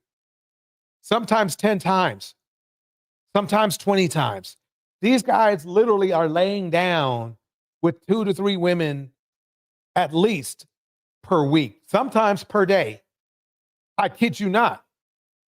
I know how when I was DJing back in the day, I was DJing from no-name rappers, no-name, artists. and they were doing that. So who knows about these men that have clearly made sex the god in their, you know, in their world. I guess I should use the word intercourse because maybe that doesn't hit the algorithm as hard. They use as intercourse as their god. It's their god. They would choose intercourse over being happy. If you ask a man, I guarantee you, we'll have men on the panel sometime, and I'm going to ask them that question. What would you rather have? Be extremely happy, happy family, you know, and let's say, you know, whatever, maybe sex every once in a while, or all the time. Which one would you want? I guarantee you what they will say. They will want number two. Why I seek and knowledge break down perfectly. Black men are kings of deflection. They do that in an attempt to absolve themselves.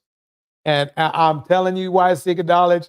This tape right here, this this one here, but the one before with Iyanla in it, oh my, it was the Absolve remix, basically.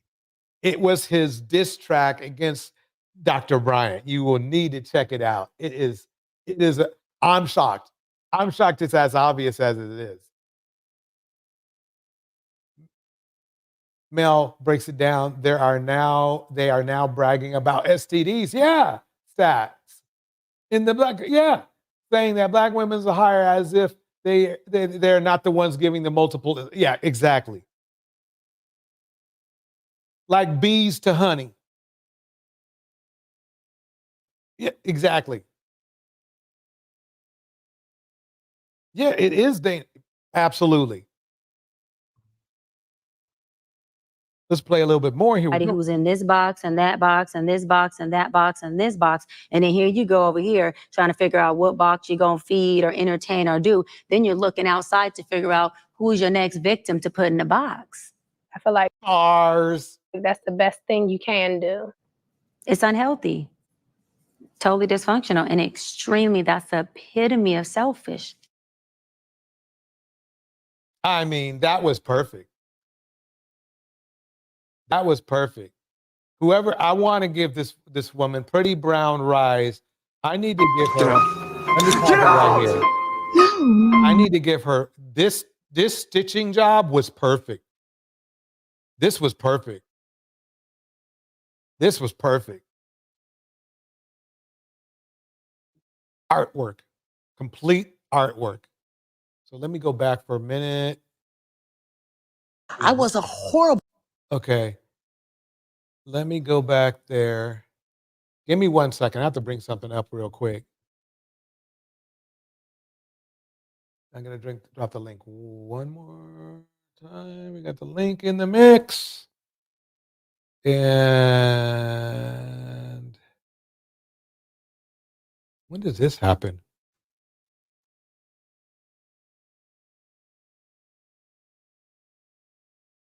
Oh, this might be really interesting. Okay, here we go. This is from Jamel, aka Jamel. He does some good work. And we're gonna go. Let's see if he puts it on here. Yeah, this is about Judge Greg Mathis. And apparently it looks like he has a secret love child somewhere and a mistress. Here we go. Good. How you doing? I'm doing all right. I want to ask. I'm not good, rather. It's the worst days of my life. How about that? Okay, well, I'm sorry to hear that. I wanted to ask you, with news of the separation, how are you holding up? I'm not holding up very well.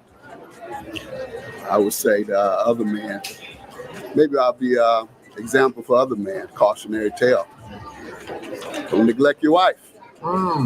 See how many at the airport now, flying out. Child Judge Greg Mathis is now allegedly calling the paparazzi on himself to try and dispel the rumors that his divorce from Linda was because he cheated and possibly had a child outside. But you know what? The streets are not buying it. People are still convinced that infidelity played a part in the divorce. And I'm going to be telling you why.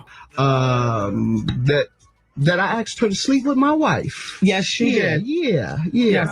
Right. And so, and if you want to believe that ridiculous nonsense, you feel free to. But and you want to keep fueling it when no one else has even asked me about it. nobody else Anyone, gets to like everyone in the this. media knows that tabloids print trash, but every week that they pay people to come up with you or anyone in this studio to go to a tabloid and tell them, I want to sell you a story on someone, and they'll buy it. Right. Okay, remember when I said in the previous video that insiders said that the reason Linda filed for divorce was because Judge Mathis was neglecting her? Sources noted that Judge Mathis has been working too hard and has been neglecting their relationship. In fact, based on his work schedule, he currently runs a series of charities and has a production company that has him working 70 to 80 hours a week. And this is among other things. People close to Linda were also saying that she sacrificed her whole life for that man, but he's working 24/7 for the better part of the last 30 years. Apparently, Judge Mathis promised Linda that he would slow down and that they could travel the world together and enjoy the rest of their lives. But he's not trying to slow down anytime soon. The insider also said that life is too short, and if Judge Mathis wants to run around the country working,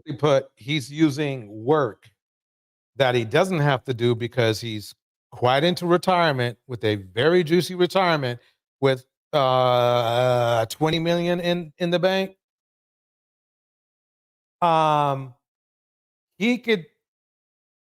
He doesn't have to work another day in his life and still be rich.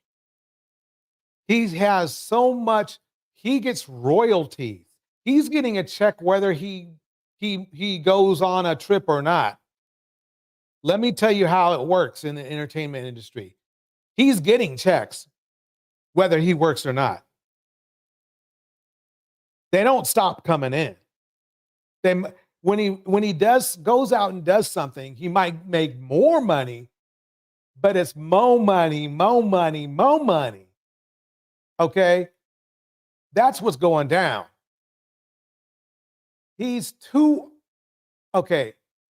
I mean, she hung around so they both could live their lives together later. She's been taking it on the chin for 30, 40 years, whatever it be, whatever it is. You know? And he didn't pay her back. So even if let's say he didn't cheat, which we all know that's not the case. And I'll tell you why in a minute. It's still a bad deal. He's still doing what he said they probably had an agreement that he wouldn't do. Mel says exactly, he just doesn't want to be home. No, he doesn't. If he wanted to be home, he's definitely in a position that if he wanted to be home, he could be home. He's got enough work cachet. He's got enough cash.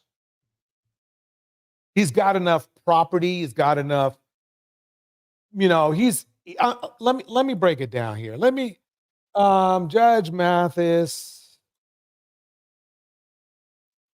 net worth. $25 million. Let me kind of blow it up just for a second, just so you can see it. $25 million. People have lived off of $5 million for a whole lifetime. He's what? Let's see how old he is. How old is Judge Mathis?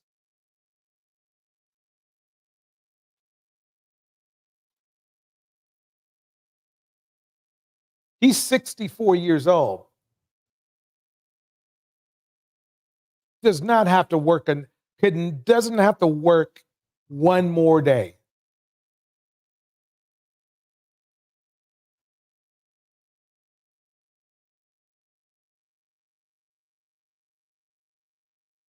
Yeah. So this is my theory about it. He had already been, he was already mentally divorced. because he chose other things rather than his wife.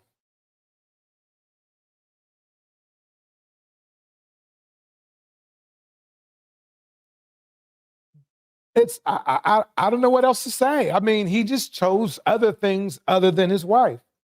If he was struggling, or think about it like this. If he was struggling, or let's say he hit a bump in the road and, lost all his $25 million, right? That's one thing. I mean, then he's trying to build the family back up by making more money. He's got more money. He's got more money. He's got more money. He doesn't need to make any more money. This is why people work so hard when they're younger, so they can live a good life retired. I think $25 million, I think that's okay. I think he can do pretty good with $25 million.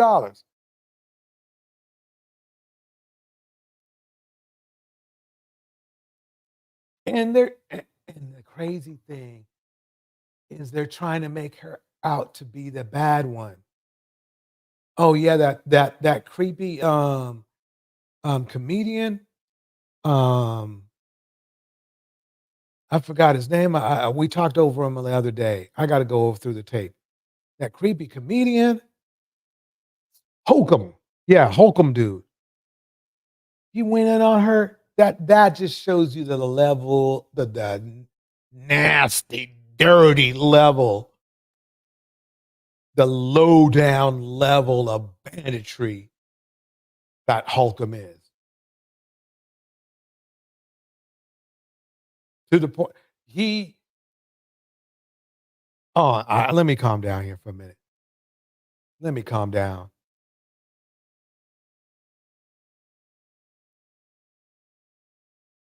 Mel breaks it down perfectly. Yeah, financially, he's good. He's just tapped out, and they've clearly just grown apart instead of together. Bars. Bridget. I guess it would not be right if she had a little boo on the side. It would. She damn well earned what, Shoot. Brita West. 25 million before or after the divorce. We shall see. We shall see. I do. If they have kids, no. Well, see, their kids are grown, so she doesn't. You see what I'm saying? So she doesn't have that. Well, I don't know. I think she's going to get half. I think she's a perfect example. She is a perfect. Not example. I don't want to use that. The epitome of when a woman should get half, where you literally gave a man your whole life, right? And he's out just doing shit.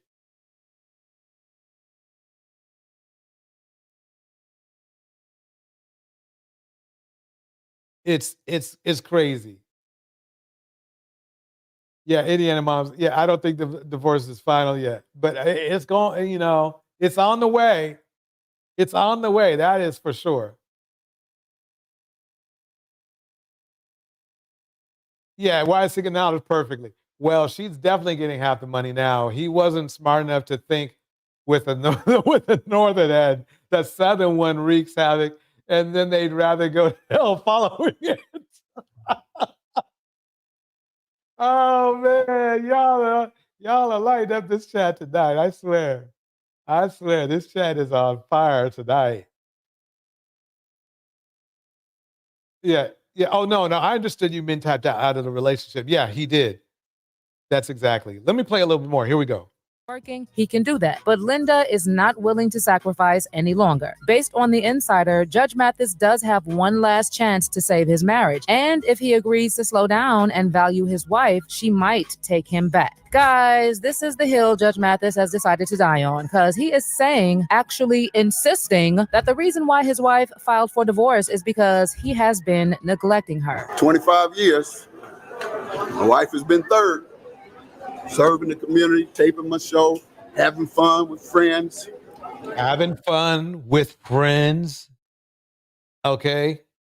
So whatever the fun is, and we all can imagine, we can imagine what that is, right? Yeah. With the Southern end was stupid. But yeah, we can all imagine what he meant by fun. But even if it was just wholesome fun, he still chose that over his wife. That's what happens, guys. Never be too busy or never have too much fun beyond your wife. So I do want to ask, the date of separation is listed back to July 17th. Has this been coming for some time now, or was it something out the blue? Well, ever since we started taping here in LA, I committed to staying home more and making my wife more of a priority. But as you see, I haven't. I'm still here on the road doing the same thing. And all right, Shiesty Bum in the house. Shiesty Bum, welcome. It's good seeing you. I will say this. I will give him this. He stopped and talked. Most people will probably give the finger, man, get that camera out of my face. He actually stopped and talked. But he stopped and talked to make, what he didn't stop and talk. He's a smart man. He's a judge, right? He stopped and talked so he could he could use the media to paint a narrative for himself. That's why he did it. In terms of going out into another city, but I was gone for 3 weeks. That's what July 17th meant. At least he's taking accountability and acknowledging that he is the one in the wrong and making it clear that Linda is leaving him because he has been neglecting her. To be quite honest, this is something we have also seen over the years. When the family gave fans an inside look into their lives on their reality TV show, Mathis Family Matters, Mathis himself said that he was grateful that Linda allowed him to work such long hours. He said, "The star on the Hollywood Walk of Fame is certainly my highest professional achievement. But I gotta say, it was really my family that was the foundation of my success. After coming out of the streets in Detroit, Linda allowed me to work 15 hours a day, 5-6 days a week. So it's that support that allowed me to be the success that you see. Our love and support runs deep." So if it's about Linda trying her best to let that man work long hours while standing by him, I can personally say that she really tried, especially judging from their interactions before the divorce filing. Linda was literally still trying to make everyone see that she was the supportive wife she has always been. For instance, at the beginning of 2024, the two were seen on social media cozied up with one another in Cabo. Then a few weeks later in March, Linda and Mathis appeared to be on good terms at an influencer's brunch. And in an interview with Baller Alert, they even discussed if their Mathis Family Matters show would return and open. Wait a minute. I thought Black women were supposed to be loud and confrontational, not a team player, right? Isn't that what the red pill said all the time? Isn't that they say that Black women are confrontational, and they say that Black women, are too loud. But these women, she had already broken up with them by this point, but she had still been the team player. She's still playing on the Mathis team. Ain't that something? Wow, don't show the red pill there. So want to hide this shit. Why Seeker Knowledge breaks it down. He thought his wife's appliance was steadily in place and needed no further maintenance besides being connected to his public image. Then he's still chasing Punani too? SMH. Rich Pookie. Yep. Yeah. That's a good one. Rich Pookie. Let me keep going. Here we go. Up about how they stay so close. And as always, Linda was very supportive.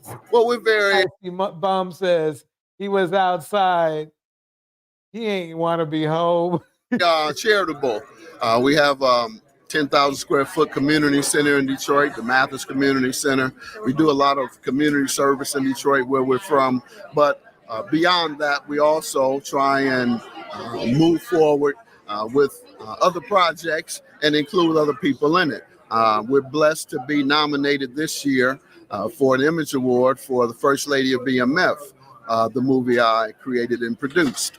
And so those type of things we like to do and involve others in the industry to pull them in. And we've been successful in doing that. And that brings us a lot of pleasure. I love that. Well, you mentioned our family show, Mathis Family Matters. And as you see on there, our influence is that, Black families are great families. And no, they're not filled with, just inner fighting. While still on that support, Oops. a couple of weeks ago, Linda also shared photos and videos of a family gathering with Greg in honor of Father's Day and wrote in the caption, "Had such a beautiful time." Wait a minute.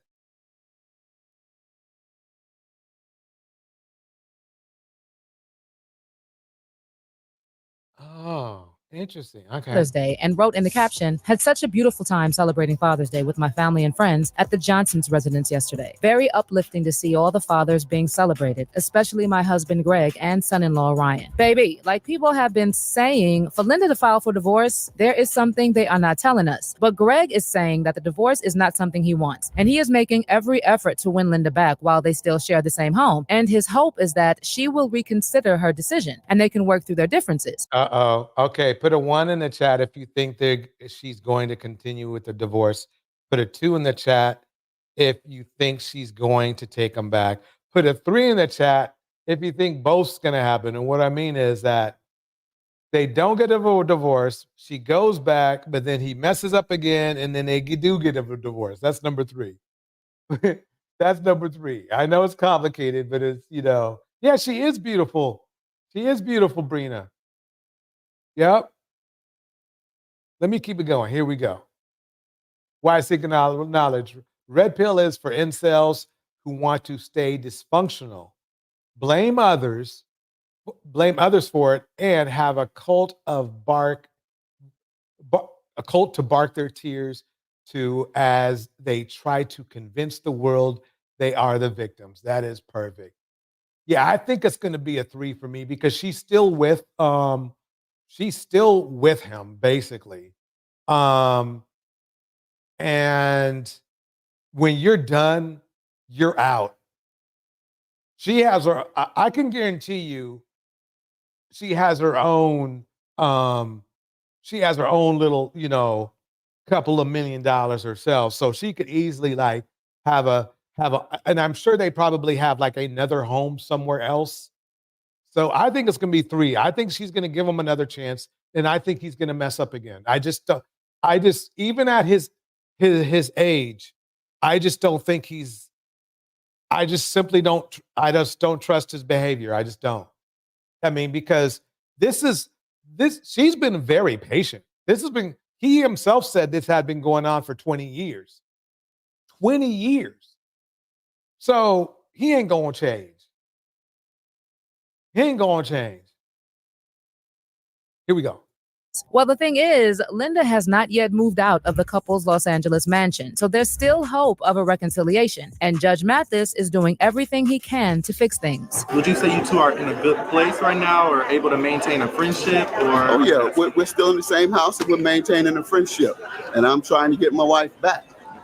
No, but he's trying to get his wife back, but he's on his way to another soiree or something right now. Literally in this clip. Right now, he's going to another gig that he doesn't need to go to. I have to show her that, though. Hopefully, I can show her while we're there together before, and hopefully she doesn't complete the process. But I'm changing in hopes that she will. I'm just wondering, because 39 years, my mind is going to, I'm pretty sure there was no prenup involved. So he trying to get her back. What they say that the saying, even it's cheaper to keep her. Jada said it right. It's cheaper to keep her. But I mean, she earned it. Look, if he wants to be a hoe, by all means, let him be a hoe. Pay the woman half the money. Give her that, $12.5 million. And because he can just work as much as he wants, no matter what. And he'll be happy and she'll be happy. That'll be enough money to take both of them into the upper room. He seems good with his money. I will respect him for that. even though it might be her who's doing it, who's taking care of the books. Yeah, Wise Seeking Knowledge says, can you imagine child support after alimony? LL, he's sick. He's sick with it. Yep. Yep. If she going to do it now before he moves some monies around. Exactly. Exactly. Wonder if it's one of those situations, but hey, that's crazy when you say like we living in the same house and we trying to work on our friendship, man. To 39 years. That's why I feel like it's deeper than just neglect. I think it's deeper than that.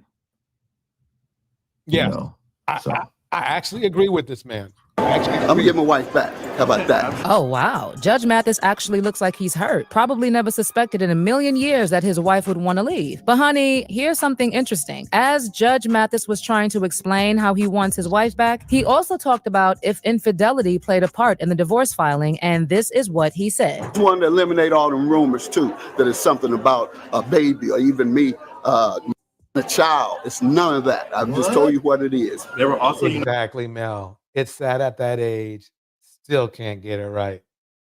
some rumors of any infidelity. Did you want to clear that up at all? You say it's solely neglect. Well, bandits gone bandit. Neglect can create suspicion, certainly. And if you're gone as much as I am, you have every right to suspect. You know, you go to work, you go serve in the community around the country, then you go with your guys to sporting events around the country. You go to guys around with sporting events around the country.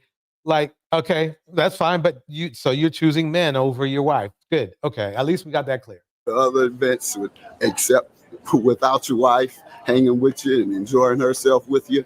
And so, yeah. You're right, Stacey. He never said he didn't cheat. He just kind of talked around it. Right to suspect infidelity. But there was none of that going on. That's not the purpose. That's not the reason for this. Wait a minute. Did he talk? Wait, he never said no.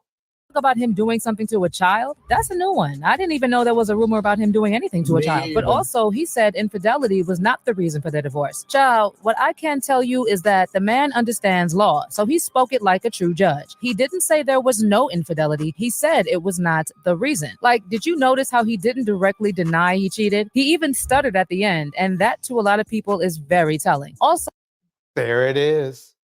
Because if you didn't cheat, you say you didn't cheat. If it's the truth and you didn't cheat, you say you didn't cheat. You just say it. You just come out and say it. Because it's the best thing you can say. You don't go into a soliloquy about this or dance around on words.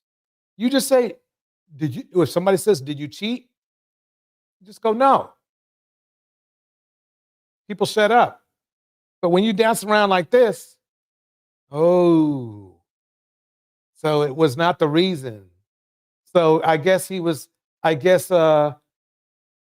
goes by, he read that Kevin Samuels book, that High Value Men, and we already talked about what high value really means. High value high value man means what high value is to other men.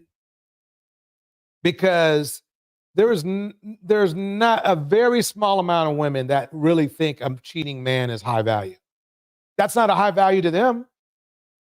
Being cheated on, there's nothing wrong.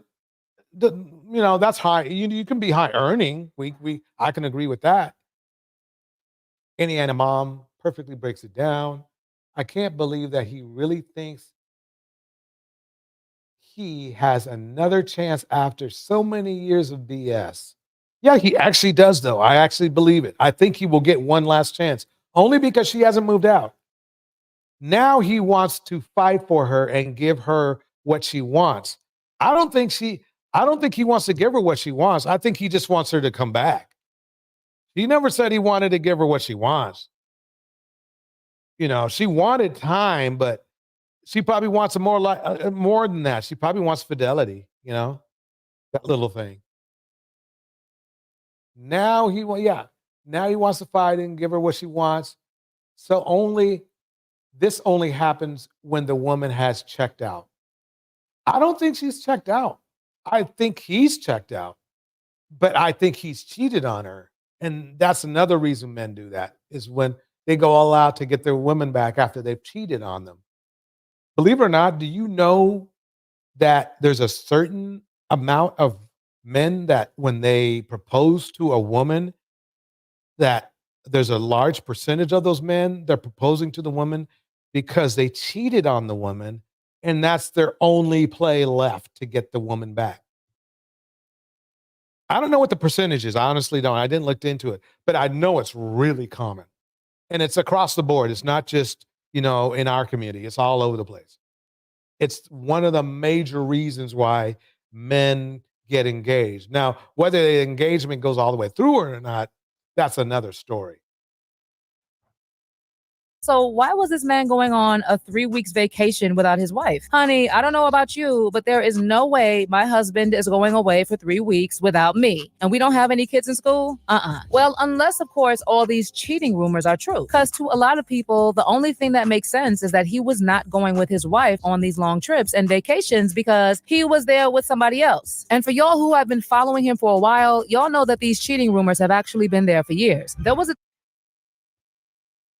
That makes so much sense, and I'll tell you why. The reason you have a wife is to enjoy the good times in life together. And going on vacation just happens to be one of those things. Duh, DJ Torch. Yeah. You would think, come on. The first person you think about taking on a vacation with you is your loved one. It's supposed to be your life, your wife. Not George Mathis, not Mr. Mathis, not Judge. He got somebody else. That's my theory. Because otherwise, why is he going on all? It's okay. A trip or two for the guys, that's fine. The guys want to go fishing in bad weather. And yes, you see what I'm saying? Stuff like that. But he's going to the Bahamas and shit. Places that women love to go. Going to lavish places. Right? So if that's the case,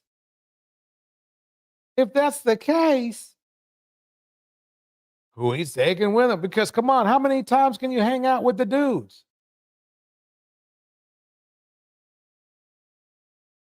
How many times? Indiana mom says she's probably in the house alone 90% of the time while he runs all over the country. All over the world. Yeah. All over the country and world. Yep. Here we go.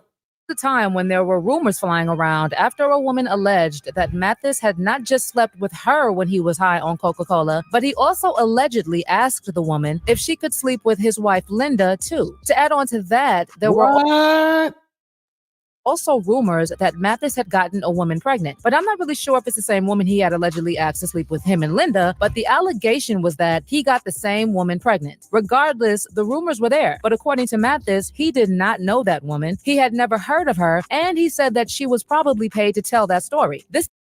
We heard the same thing from Diddy and a bunch of other dudes too. You know what I mean? It's the same thing. And from some other guy who's trying to get in the White House. He said the same shit too. And then they show a picture of him with that. They show a picture with the police person that they show a picture of him with the person he said he didn't even know at all. And they're like and it's like they're having a good time. You know what I mean? That's crazy. Shiesty Bum says, and the kids are all grown and I'm sure have their own lives. Yep, she definitely alone. Yep.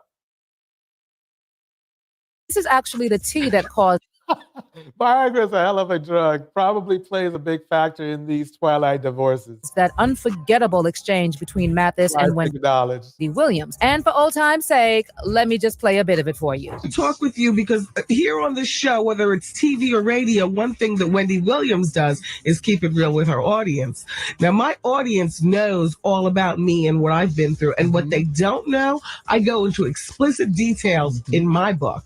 Now, that might not be true according to you about this woman that allegedly you slept with. You allegedly got her pregnant. Listen to just let me draw up the skeleton, Judge, and then you fill in the meat. Wendy, I didn't read that part. Now you making that up. Okay, let me draw up. You and WBLS about to be sued for defamation. You gonna make some stuff. Okay, Judge, you wasn't even alleged. Okay, now that's called defamation. All right. That's called defamation, Wendy. Okay. She did not allege that. All right, look. I'll tell you what she alleged, and it wasn't that. All right, you tell me what she alleged, Judge, in all of your anger. I'm not angry. Yes, you are. Yes, you are. I'm not angry. Okay. Baby, I don't know for sure if Judge Mathis was involved with that woman, but what I do know is that for the tea to have been known to Wendy, there was probably something there. Plus, the way he reacted after Wendy went in too hard not to know something. That's my opinion. And he asked about the other woman was just sus. He got so mad, called Wendy an addict, accused her of terminating at least 8 pregnancies, and also added in there that Miss Wendy Williams is bi. I mean, damn. Let's talk about fueling your stuff. You, on the other hand, have admitted to being addicted to cocaine. Absolutely. Secondly, you continue to show symptoms of your addiction. Okay. Lastly, what are those symptoms? Tell me. These nasal passages you keep coughing up. And I did Afrin. This eternal cold that you continue to have. Yes, you can't have to come to work because every other week, now you even stupid so low as to blame it on your baby, your newborn. How low can you get? That's about as low as you can get to blame your child for your addiction. Then, lastly, your bisexual activity. I'm sure your audience want to know about that. Man, I didn't know he went in hard like that. Let me go to this spot right here, because I think we if you want to see that the rest of that aspect, that part, you got to watch my other video I made this a couple of days ago. About understanding why his wife would have the suspicion, but he did not flat out say he's not a cheater. A lot of people are actually saying that the judge isn't being honest because Linda has been with him for years, dealing with his priorities and work, and now she is suddenly tired of him serving the community. Child, if memory serves me right, Greg actually already cut his work by so much so that he could be with Linda. So this is probably more than just about neglect. Now on social. Yeah, I think so too. I'm gonna pause it right there. Let me go to this one right here. What happened to that? Okay, hold on one second. Hold on.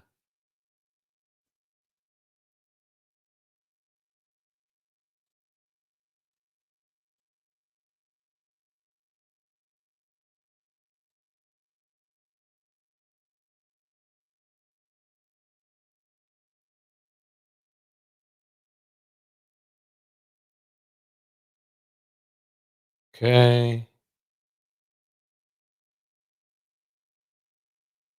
Click there. I'm just doing computer shit. I'll be right there. Here we go. This is what I want to see. Okay. I want to show you what fidelity looks like. Infidelity looks like. We're going to skip forward. Here we go. Okay. Hello? Hey, Kendra. Hey, you got better light, baby? This might work. How are you? I'm good. What's your name? You seem polite with manners. Hey. Bring the camera down so I can see your full face. I feel like it's kind of light, dark. Let me get you right here. Okay, let's try. Let's try over here. Yeah, you want the light to be in your face. The best. Okay, you want the light to be in your face. That's going to be your best. All right, what's your name, love? My name's Chris. Let me pause. Brina said something that made a lot of. Wendy put out a lot of stuff back in the day that turned out to be right. She was right about Diddy. She was right about Diddy. She was right about Diddy. Chris, Yes, I'm named after the first king of Haiti. The first what, honey? Bring the camera down so I can see your face. The first king of Haiti. The first king of Haiti. Okay. How old are you? I'm 33. I'll be 34 in December. Okay. Christmas. Where are you calling? Say one more time. Christmas Day, I'll be 34. Okay. They're telling me you have a wife. So about that, she recently just filed for divorce. So when? About like a month ago. We've been trying to like work things out. Like, I ain't even gonna lie to you. Like, she don't want me back, so she won't answer my calls. What happened? She caught me cheating. How did she catch you cheating? She went through my phone. Why was you cheating on your wife? Well, this is before. Now, the reason why I'm bringing this up is because doesn't it seem like the same vibe? Like these men, they want their wives back after they cheated. After they cheated. She became wife, right? So it kind of like happened like some time ago. So, you know, we tried to work through it. We got married and the trust was just so tarnished that, you know, it just didn't work out. She was just over it. And, you know, she filed an annulment, actually. It wasn't even like. How long were you guys married for? Like about a year, just about. That's why she filed an annulment. Ooh, child. Well, we have to stop because you have to be officially divorced in order to participate. Oh, well, it should be good. Should be good. How is this should be good? You don't know if you're officially divorced or not? I mean, like, it's still in the process. Okay, so once it's out of the process, and the ladies. I have to add it. Sometimes Kendra be asking some perfect questions and shit, right on point and shit. Probably, and it's so crazy because I think you're attractive, and I think the ladies would make an exception, but we can't make an exception.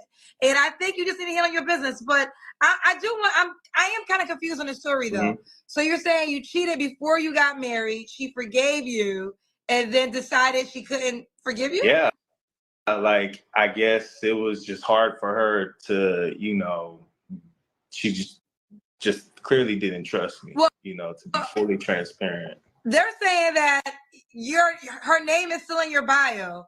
Yeah. The ring of her is still in your bio. So you're already looking, you didn't even change, you talking about the marriage is over, you didn't even update your Instagram bio.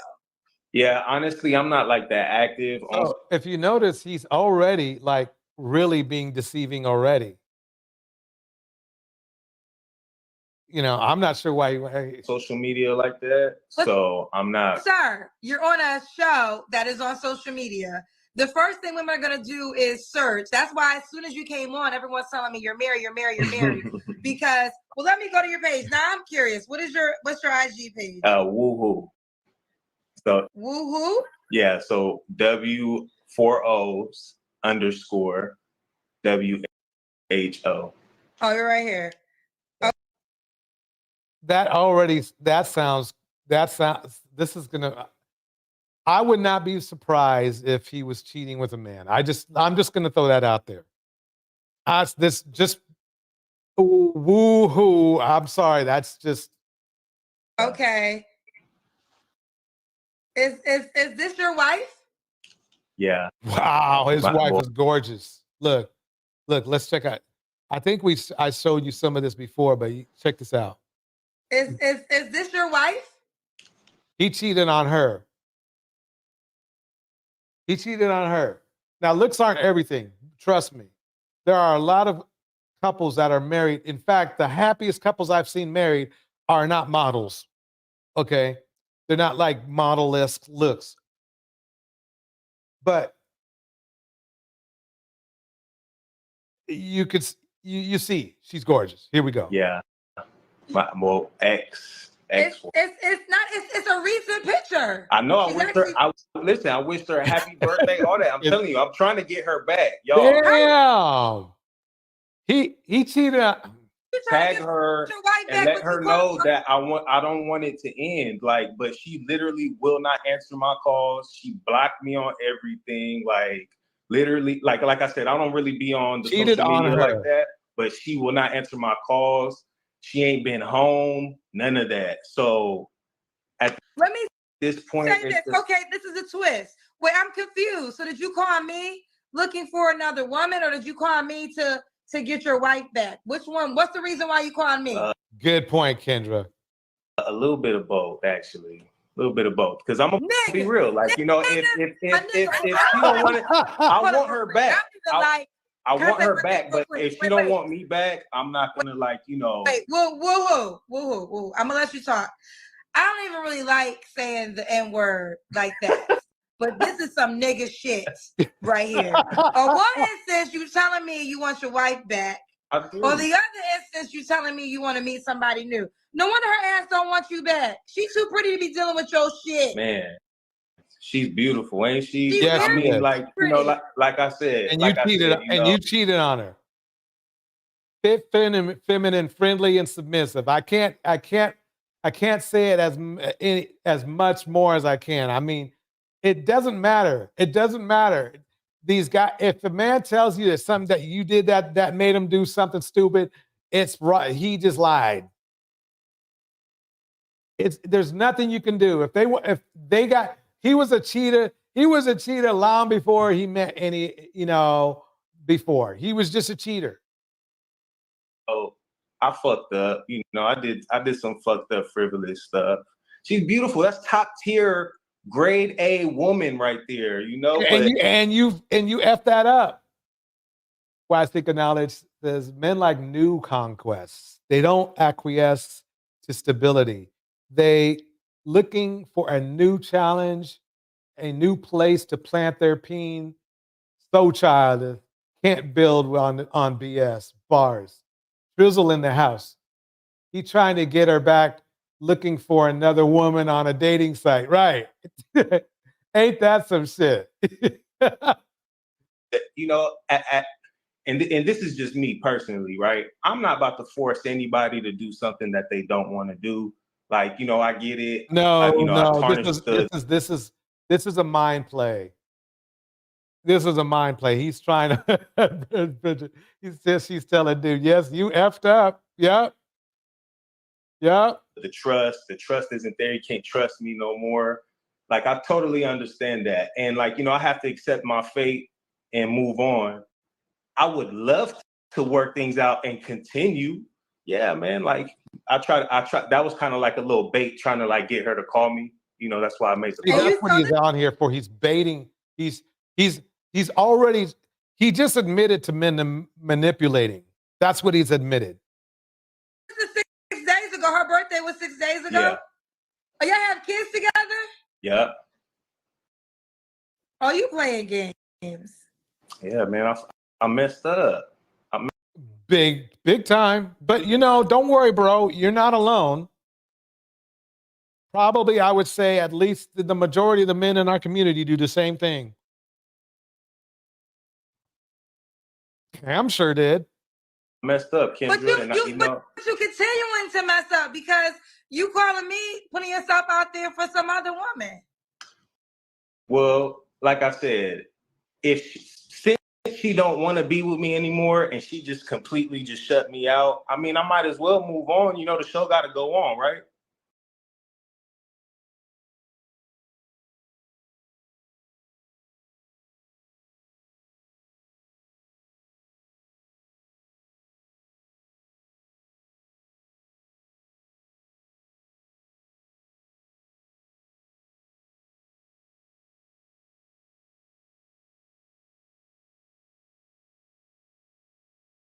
I mean, I don't mean to be passive like that, but, like, you know, I feel like I've exhausted my remedies trying to get her back, trying to work things out. When did she leave? When did she leave? I'm sorry? When did she leave you? So she filed. It's been a few months since she filed the annulment. It's been probably like 2-3 months, going on 3 months. Where are your children? So I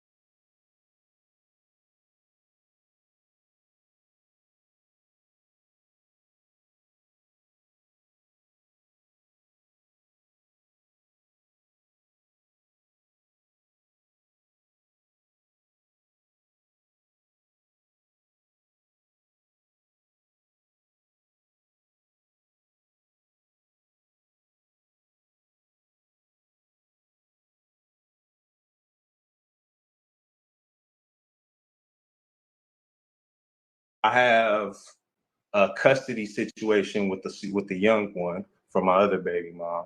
So he's with his mom now.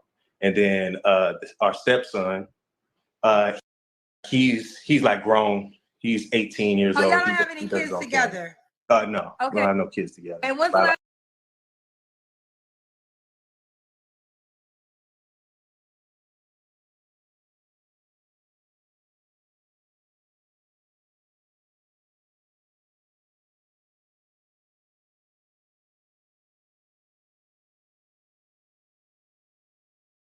time y'all spoke to each other?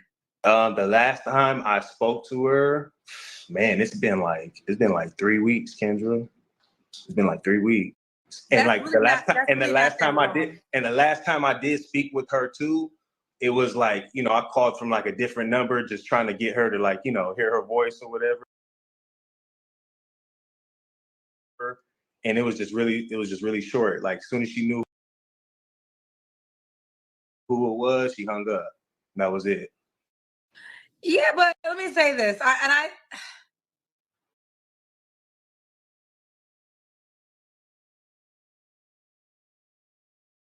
That's funny. I'm seeing comments like, yeah, I'm cross-eyed. So what?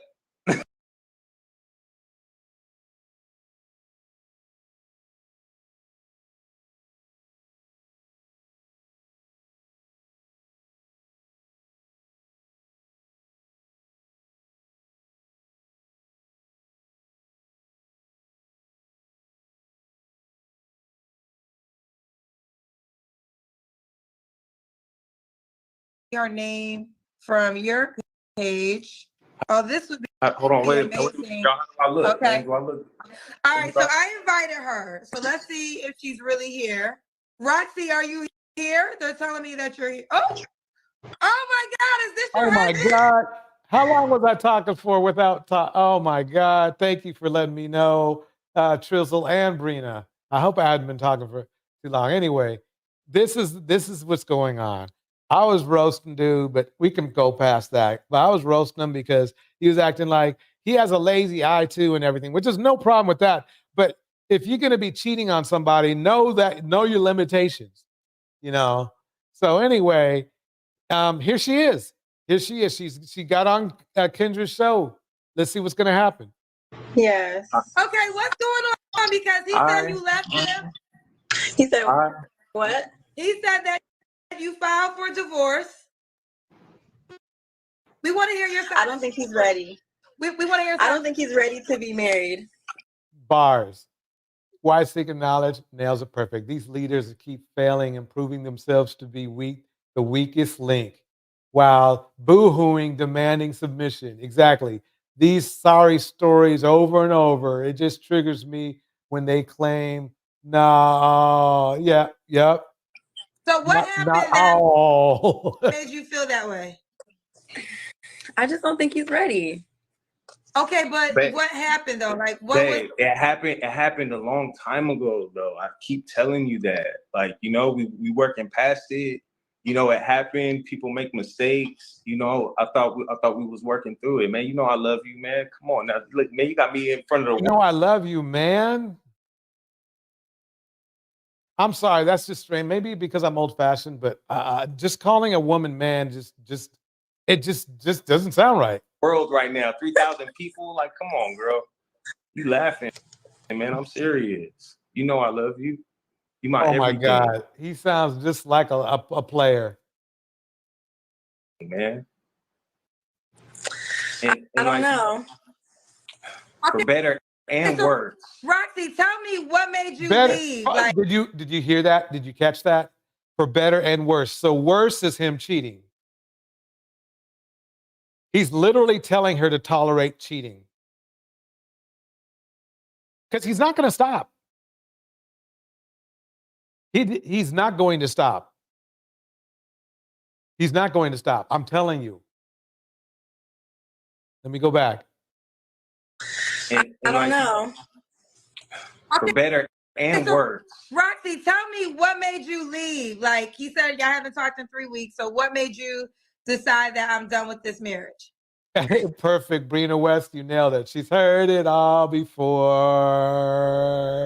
Who made that song? That was a jam back in the day. He cheated on me with an ugly girl. Now, and he cheated on her with what she's calling an ugly girl. It doesn't matter. It doesn't matter. It could have been a goat. It could have been a goat. He cheated on you before y'all got married. Did he cheat on you during the marriage? Before and after. So the last, how did you find out? I went through his phone. Right, exactly why I seek knowledge. Those are the times that she caught him. He could have ended her life with HIV or a jealous side piece. And why seeking knowledge? Thank you for reminding me. Tomorrow we have a huge show. It's been some time since we did a crime show, and this is going to be. We got jealous side pieces tomorrow. We got dudes on the stand, rappers on the stand who are going down. We have a young lady who was tomorrow. This is tomorrow, all tomorrow. Who was in the mix with a Julio deletion thing going on tomorrow. We got a lot. It's crazy. They get mad at this young lady for what they call snitching. What I call is doing the right thing about the Julio thing. I'm going to save it for tomorrow. I'm going to shut up and save it for tomorrow. Lady Rindy in the house. Lady Rindy, it's good seeing you. Here we go. So, what's your name again, sir? Christoph. Oh, yeah, sorry, Christoph. You said you cheated on her before the marriage. Now she's saying you cheated on her during the marriage. Before and after. Well, before was sexual. After it was just like, me flirting.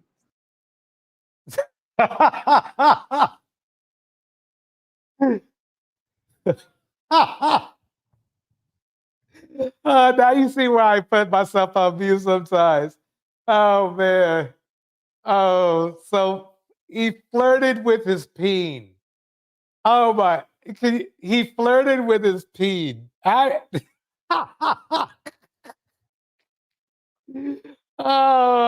man, this is done. I mean, she might take him back, but I could tell you this is done. Cheated on her before the marriage. Now she's saying you cheated on her during the marriage. Before and after. Well, before was sexual. After it was just like, me flirting, being friendly and stuff like that. But that's true. So, right, either way, it was I mean, oh, man. Okay, think about it like this. He cheated. He said he cheated to flirt. I mean, he literally stuck his peen in somebody else flirting, right? So if that's flirt, what does she have to look forward to if it's that whimsical for you to cheat on somebody, bro? I mean, for real. If it's that whimsical for you to cheat, you're gonna definitely do it again. And do you notice the parallel between him and the judge? Do you notice how it's the same mindset? It's literally the same mindset. Let me break. Why seeking knowledge says it better than me? She sounds weak. I hope she knows that this is a tactic to mess with ugly, ugly girls. She's not going anywhere. It's SMH. He's doing it over and over again. Right. I mean, if somebody can flirt with him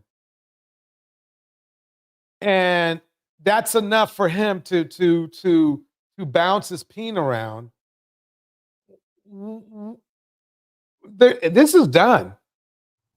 This is done. This is done right here. This is done. This is done. Place now, like, where did you did you move out? Did you get your own place? Like, what's the scenario? So we have multiple places. So she's in one place and I'm still at home, but you know, she still has her things here. She's just, man, when are you gonna come home? I think her situation is almost the same as Judge Mathis. I mean, it's almost the same thing where I get the vibe that both women are going to try this over again. They're going to go, they got to get hurt one more time. That's that's what I think. I think that's what it is. Come home. Okay, real quick. This now, I'm not a part of this. Is this a skit? Did y'all plan this? Because I'm not a part of no plan of a skit. Are y'all just trying? Are y'all really going through this? Is this y'all real life in this moment? Nah, she don't need to get any like traction or try to go viral behind what she does already, you know, for her personal business. So, you know, this is a real thing, man. Look, you got me on the Kendra show right now. So like, call me, please. I want to talk. No, he's a player. He's a generational player. He doesn't have a loyal bone in his body. He just proved it to us. He just literally proved it to us. Again, if flirting is effing, then he's no. She doesn't know it. She may not know it yet, but this is way over. It was done a long time ago. Him cheating is destined to happen again. It's not a thought. I'm not accusing him. It's destined to happen. He's going to cheat on her again. Lady Rindy rocks the house with this. She doesn't value herself and feels a piece of a man is better than having no man. Very sad. Bars, Lady Rindy. Bars. I mean, man, and it's a shame. I don't want to get too deep in front of everybody, but I do want to talk to you so that we could at least come to some type of, you know, resolution to all this. I love you. No. Did she say no? No what? You cheated on me with that ugly ass girl from work. I'm cool. No. Oh, good. So like, call me, please. I want to talk. I don't want to get too deep in front of everybody, but I do want to talk to you so that we could at least come to some type of, you know, resolution to all this. I love you. And let me pause it right there before she says her answer, right? Notice how he says, I love you. You could tell this dude. I am telling you, I knew dudes like this back in the day. He does not have a loyal bone in his body. He's just trying to keep her around. Okay, why seek knowledge? Nails it again. He only did this to get her attention, and her dumb butt came to listen to his manipulation. SMH. He's probably back home right now. Bars. Bridget says this, I'm so sick of seeing this type of male. It is very refreshing when you see a real man in action. Bars. Lady Rindy breaks it down. What is there else to talk about? He doesn't love her, and bars just for that, and is only saying it to keep her around. Bars. No. No what?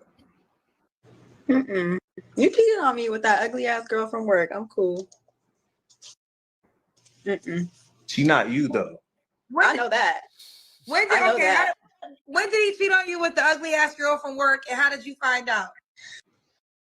Well, I went through his phone and he cheated on me, I want to say I think I found out in January. Okay. I think I found out in January. I talked to the girl. I mean, when he made it sound like he didn't cheat. He cheated on her like I'm talking decades ago or something. He made it sound like decades ago. A year ago ain't nothing. That's how you know. That's how you know he's just got cheat in his blood. He's got that cheat gene in his blood. He's got that cheat peen in his blood. I'm telling you. I'm telling you, it's just in his blood. There's nothing you can do. Was very apologetic, but she really want to be with him, and I'm gonna let that happen. They could be with each Man, other. don't nobody want to be with that girl, man. We can't see your face, Crystal. You gotta keep your face to the camera. So, Roxy, when did you leave the home, though?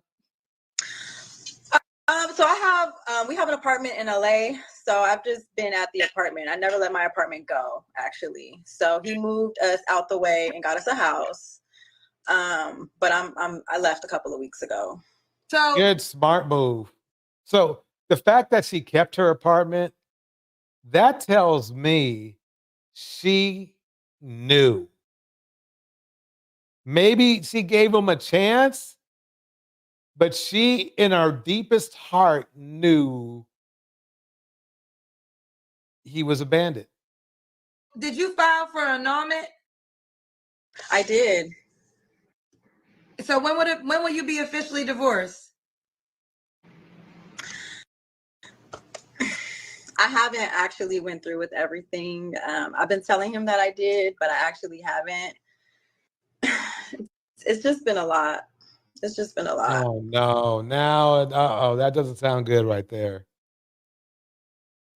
That doesn't sound good right there. No, she's gonna give him another chance. So do you I love him. We have like 14 years together, but I just feel 14 like of all these years, he really let this girl come in between us, and I don't know. I guarantee you it was not just her. She just only caught, like YSC Knowledge said, she just only caught him this time.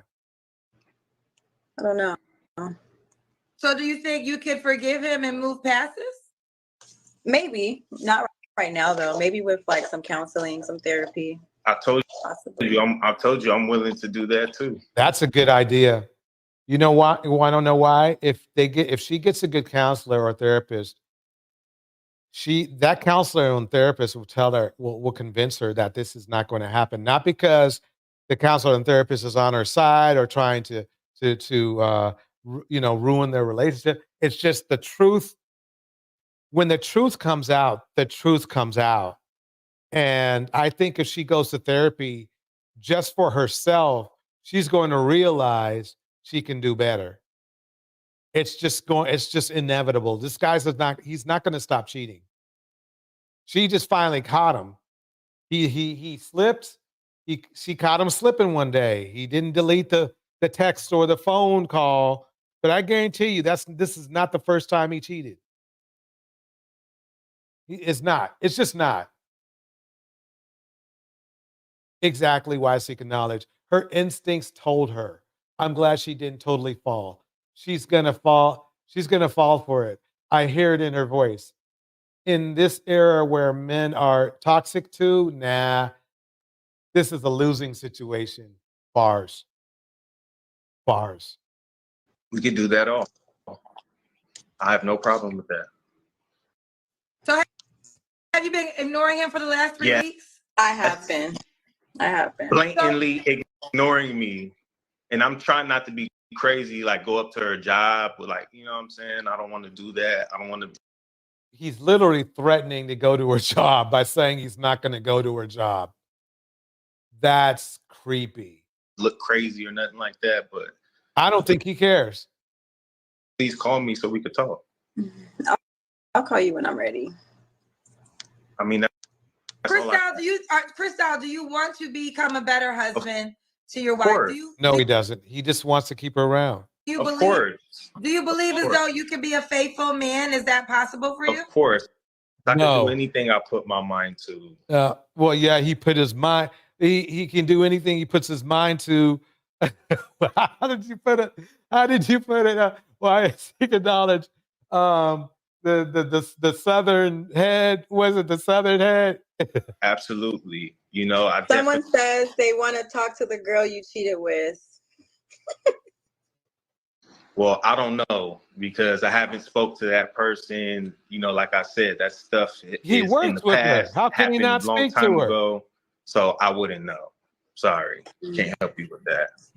But see, I'm already seeing. Do you guys see it? Did you guys see? Did you catch that kind of that little bit of venom right there? Him being I bet he's I bet he's an asshole to her as well. I truly believe that. I think she just puts up with it. So did you just saw him on live with my show? Like, how did you know he was? Everybody started sending it to me because he is not really active on social media, but I know This is perfect. Lady Rendy nailed it. His ego and pride is hurt. He could care less about being a good husband. Bars.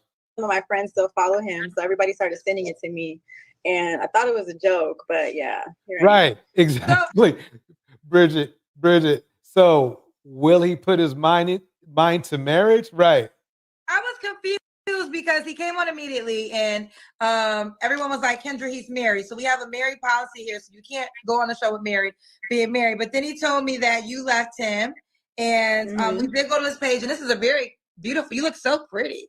But this is like a gorgeous picture of you.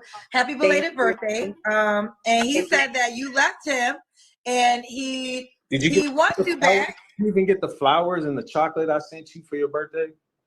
I got it all. See, that he's all about manipulation. That's all he is. Why seek knowledge? Wifey is a brown skinned girl. Tisk. That color dynamic is a whole nother issue, which I think we might go over. There are some color dynamic things going on in the manosphere, but I got to talk to my team first, because if they say no, it's no. Because I may not be, anyway, let me keep it going. Here we go. Oh. Happy birthday, my love. I love you, man. I love you. Please. I don't know. I'm sorry. Why does he keeps calling him her man? She doesn't seem like the type of person that's receptive to something like that. Respect your time, but please do call me when you're ready. Like, please give me a call so we can talk about this. And we can I guarantee you right now, right after this show, he probably did some peen dancing. And right now, right this evening, he's probably getting some peen dancing by somebody else. But update all that stuff on how happy we are and how we move past and jump the hurdles. I gotta make sure that you're done playing games, because I got too much going on for myself to be going through this. Listen, I got a lot going on too. So, but it's all about the focus. Got to focus on that focus so that we can get past all. Oh my God, he's one of the slick talkers. I can tell you right now, he's bad news. He's bad news, and he's not really nice to her.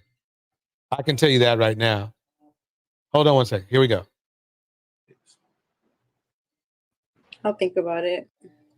I love you. He said that like 4 times and doesn't mean it. I love you more than life itself. He's pulling out all the manipulation. I'm forever yours, girl. Stop all playing. the manipulation.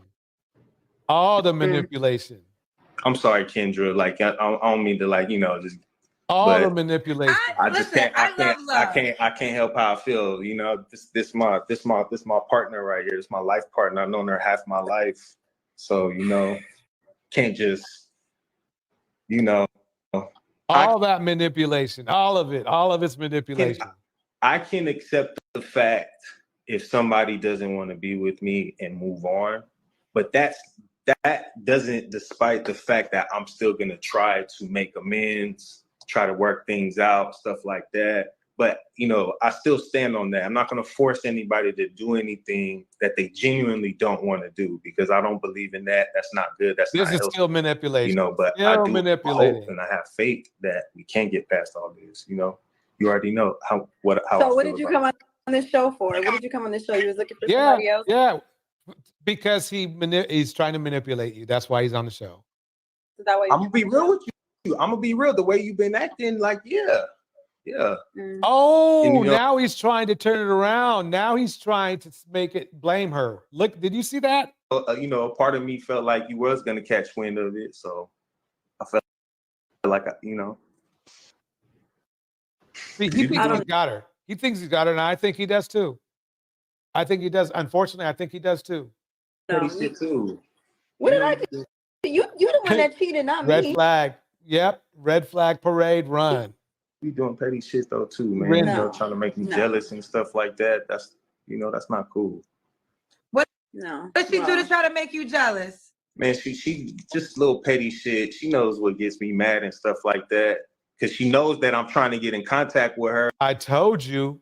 Did I tell you that he was manipulating her? And did I tell you that he treats her bad? If you're trying to really, so he really is an evil man. Because if he really wants her back, this is not going to help. She should move on. She should move on. And so I don't it's know been why the rough. comments are saying I cheated. I never cheated. I never cheated. Well, I brought up to Roxy why I actually said I wasn't sure if I think you should return because he called me and I was like, if you really want your marriage, then stop playing games. Like, yes, things happen in marriages and relationships. No, he wants continued access. That's what he wants. He's not mad about her wanting a divorce. He's mad about her not giving any more of her to him. That's what he's mad about. He F the marriage. He already for the sanctity of marriage, he's already shown that he doesn't respect that. Yeah, Brina says, good move. She's letting him expose and embarrass himself. And he definitely is doing that. If you know the nuances, though. But you have to decide if you really want it back. I feel like now that you're here, he is really speaking and, Tongues. like he wants you back. So, I'm a sucker for love. So. No, this is all bad.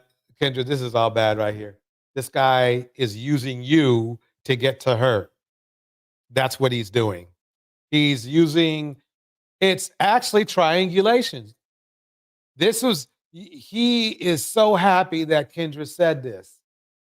He is so happy. Welcome, Sugar Love in the house. Here we go. I'm a sucker for love too. Listen, Kendra. He is not a sucker for love. It's not even love. Listen, but Kendra, you can't play with her though. I'm anti people. I'm not really but she got me like that. She's the only one. Yeah. Bridget Mouton nailed it. Yes, she will let him peen dance again. And 2 weeks later, he will be back to his antics. Yep. One outside of my mama that really, got me like that. Otherwise, it's fuck other people. I don't give a damn about, nobody else outside of mine. But she knows she got me like that, man. So I just feel like when you really love someone. This is bad. This is bad. This is a bad relationship right here. There's a lot going on here. Someone you don't cheat. You know what I'm saying? And I feel like if you're going to cheat up. She was a lawyer. She was a doctor. She was someone that looks better and that's doing better than me. Not a hoe. Wow. Yeah. It won't matter. When men cheat, they cheat. They'll cheat with I'm telling you. If it was okay to cheat with a sheep, they would. It has nothing to do with quality or because, it's because I cheated on you because, this person has so much more better quality and no, it has nothing to do with that. It's usually has nothing to do with that. Whether she was good looking or not good looking or whatever, it doesn't matter. It's the way the dude is. That's just the way the dude is. That's just how he is. He's going to do it again. Ugly hoe. A raggedy hoe. I think that's why I'm the most mad, Kendra. The problem is she's putting too much energy into what she deems as competition when she's literally already lost because and really she hasn't lost because she hasn't been around him long enough to say that she lost. She can just move on and find a better man. She's pretty enough. She's articulate enough. She's got a lot going on for herself. But what I mean by losing is that there's nothing she can do. She's going to lose every time if she keeps him around. Yeah. You see this girl? I'm going to send you a picture of her. Oh my goodness. And she knew about me too. She knew about me. Wow. Yeah. So they're asking me, are you guys in the same house? No. So we have in LA. So we have a house. We have an apartment. You're at the He has an apartment. I might pull up on you. Oh, okay, respond to What this did he? because Wait a minute. Did you hear that? Holy shoot! Holy moly! That was dark. Check this out. Check this out. Watch it. Watch it close. About me. Yeah. So, mm-mm. So they're asking me, are you guys in the same house? No. No. No. So we have in LA. So we have a house. We have an apartment. You're at the apartment. I might pull up on you. Oh, okay. You hear that? He said, I might, in a very threatening way, I might pull up on you. Oh, man. Oh, man. I mean, did you all hear it? If you heard what I heard, put a 1 in the chat. If you didn't hear what I heard, put a 2 in the chat, and I'll rewind it. But let me tell you, this was dark. He wasn't even joking. He was serious. This is creepy. I'm playing it again. This is creepy. This is scary to me. I mean, I'm like, look, we better watch out for this girl. We need to watch out for her. Listen close. I'm going to play it one more time. Here we go. Same house. No. No. No. So we have in LA. So we have a house. We have an apartment. I'm going to pause it right there for 1 second. I'm going to raise up the volume to make sure everybody can hear this. This is, listen close. You're at the apartment. I might pull up on you. Oh, okay, respond. Did you hear it? Let me play it one more time. So we have in LA. So we have a house. We have an apartment. You're at the apartment. I might pull up on you. Oh, okay, respond to this because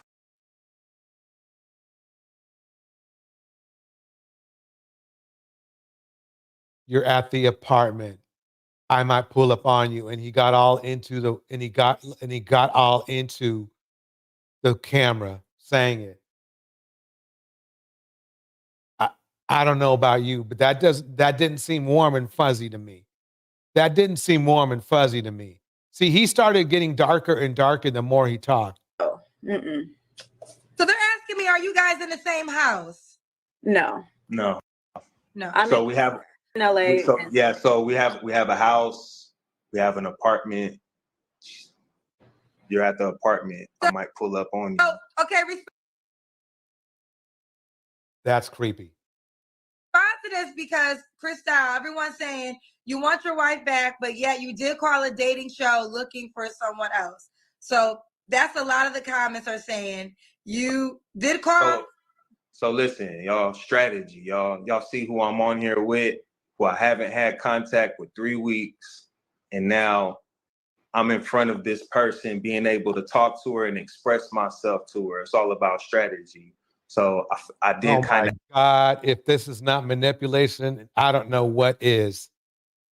Oh man, this dude is evil. This dude is evil.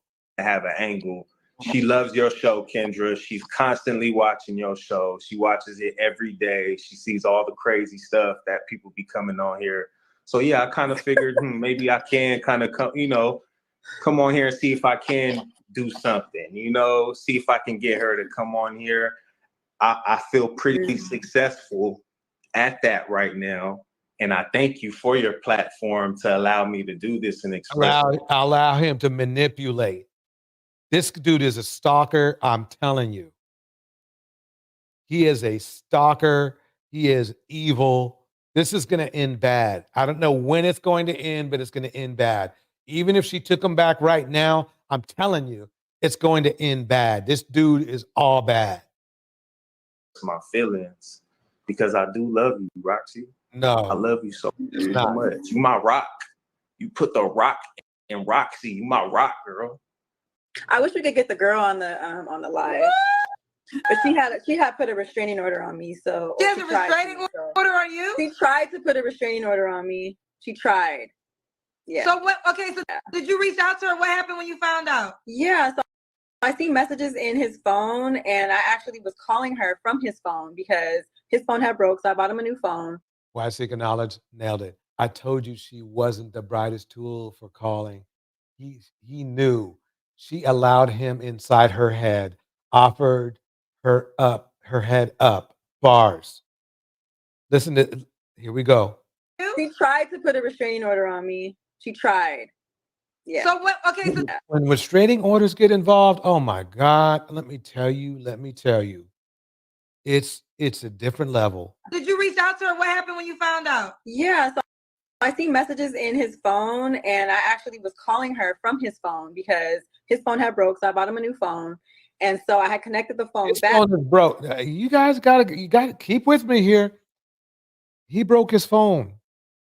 A grown man broke his phone. Leader of the family, leader of the household broke his phone. She had to go out and buy the phone. She had to go out and buy the phone. She had to go out and buy the phone. Let me go back again. I see messages in his phone, and I actually was calling her from his phone because his phone had broke, so I bought him a new phone. And so I had connected the phone back, and so I was calling her, and she wasn't answering. And so she finally answered, and I was talking to her, and I'm like, so, how do you know him? And she was like, yeah, I know him. We've been messing around. And I'm like, did you know he had a girlfriend? She's like, yep, I knew about you. He told me he would never leave you, that he loves you. It was just sex. And so she had told me that she stopped talking to him, and then I found out that they were talking again. So I told her I was gonna whip her ass, and yeah. Oh well, that'll get you. Yep. I mean, yeah, that's not good. That's not good. So basically, she put herself in a bad position. She needs to. It's over. This is a wrap. This is a wrap for her. This is a wrap. There's nothing they can do. There's nothing they can do with this because he's still banging the other woman. He is peen dancing. I mean, he is peen dancing. And I guarantee you there's somebody else too. And it's very important that you caught that part about her buying the phone. Why would a well-off, high-value man or a man who at least has his own money have his wife buy a phone for him? There is just no reason. You lose your phone. Well, number one, insurance is the king. You should have phone insurance, right? But if you don't, you just go out and buy another phone. That's this man shit. Oops, lost my phone. Let me go out and buy another one. That's just man shit. I can't say any more about it. Lost my phone. Oops, let me go get another one. Indiana mom breaks it down like this. That wasn't his plan. He switched it up because he got caught. That proves to him that he still believes it. That proves to him that she still believes in him a little bit. Otherwise, he would have gone through with the meeting a new side piece. Bars. It was a win-win for him. It was a win-win for him. You're absolutely correct, Indiana mom. This is a creepy dude. I got served. You said girlfriend. So this is before the marriage. Before we got married, yeah. When did y'all get married? It doesn't matter. They were still committed. We got married in April of last year. Remember when I told you? Oh shit. Remember when I told you when we were going over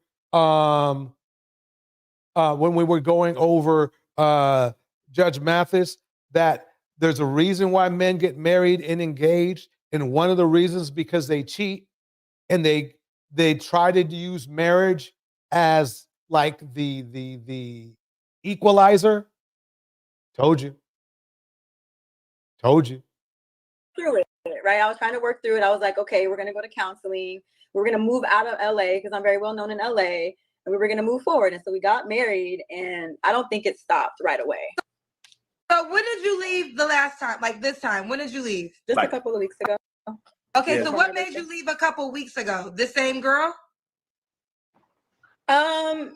No, not the Let me same. pause this because while seeking knowledge is dropping the knowledge once again. This is sad. Oh no. Yes, she's risking her life as he enjoys his peen dancing sessions. Baby girl is gone. Dude is on the mommy to wife life. Man, that's so cool. She handles affairs. So he's still a child. Yeah, exactly. Remember what Iyanla Vanzant was saying earlier about how men are looking for moms. They are looking for a mom, and this dude is no different. Girl, I don't know, he just kind of been acting weird, going to the gym a lot and stuff like that. So I just was like, He's not going to the gym a lot. He's not going to the gym. His gym, if young lady, if you call the gym him working his peen, then yes, he's going to the gym. Yes. what's going on? I be trying to have you go to the gym with me. Like what? Every time I ask you, come with me. I work a lot. You know, I work a lot. She works a lot because he doesn't make enough money. They're married, or they were. So if he was making that kind of money, she wouldn't have to work a lot.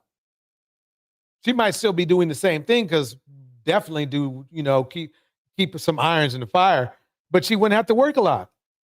She deserves better. This is why you just can't date down, ladies and gentlemen. You just can't. It's something about somebody else not appreciating your position. It's just something about that when they're just not in the same mix. Anyway, y'all, I think that's enough for tonight. It's been 3 hours and 17 minutes. I appreciate everybody coming through. Let me kick that beat. I'm going to kick that beat like this. Oh, wait. I'm going to kick that beat. It helps if I turn up the volume. Here we go. Yes. Money work. Shout out. Wise Seeking Knowledge. Indiana Mom. Bridget Luton. Money work. Trina West. Se arregla con dinero. Windy. Love. Si me quiero educar, dormir en algún lugar. Gotta check out her channel. Un lugar para trabajar. It's slamming. Y si no hay para emigrar. Todo money, todo el dinero. Solo un par de gente se lleva el botín entero. Funny, pasa verdadero. Si tienen lo verde siempre llegará primero. Pero llegaremos antes o después. Solo a lo suyo, que Dios te la ve. Que por más que tarde lo veré caer. Somos más buenos y tenemos fe. El dinero ya lo veré. No vendo mi alma, lo lograré. Seré el más grande, no olvidaré. De dónde vengo ni cómo voy. Money work. El mundo quiere dinero.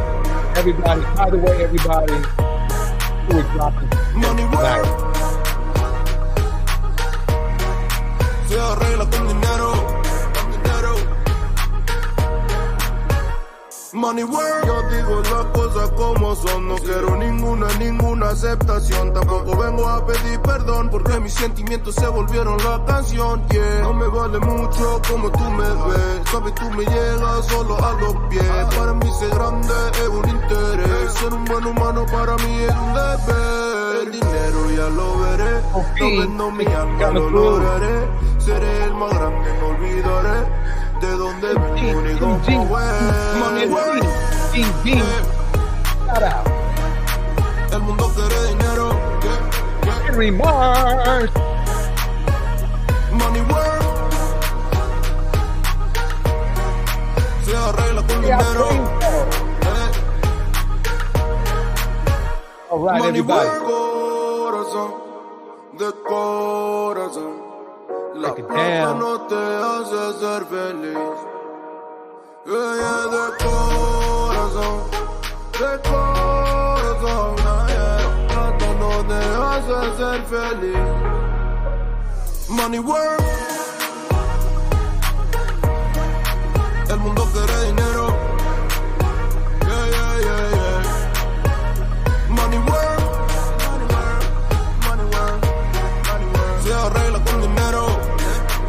right, everybody. Thank you for coming through tonight. See you on the next one.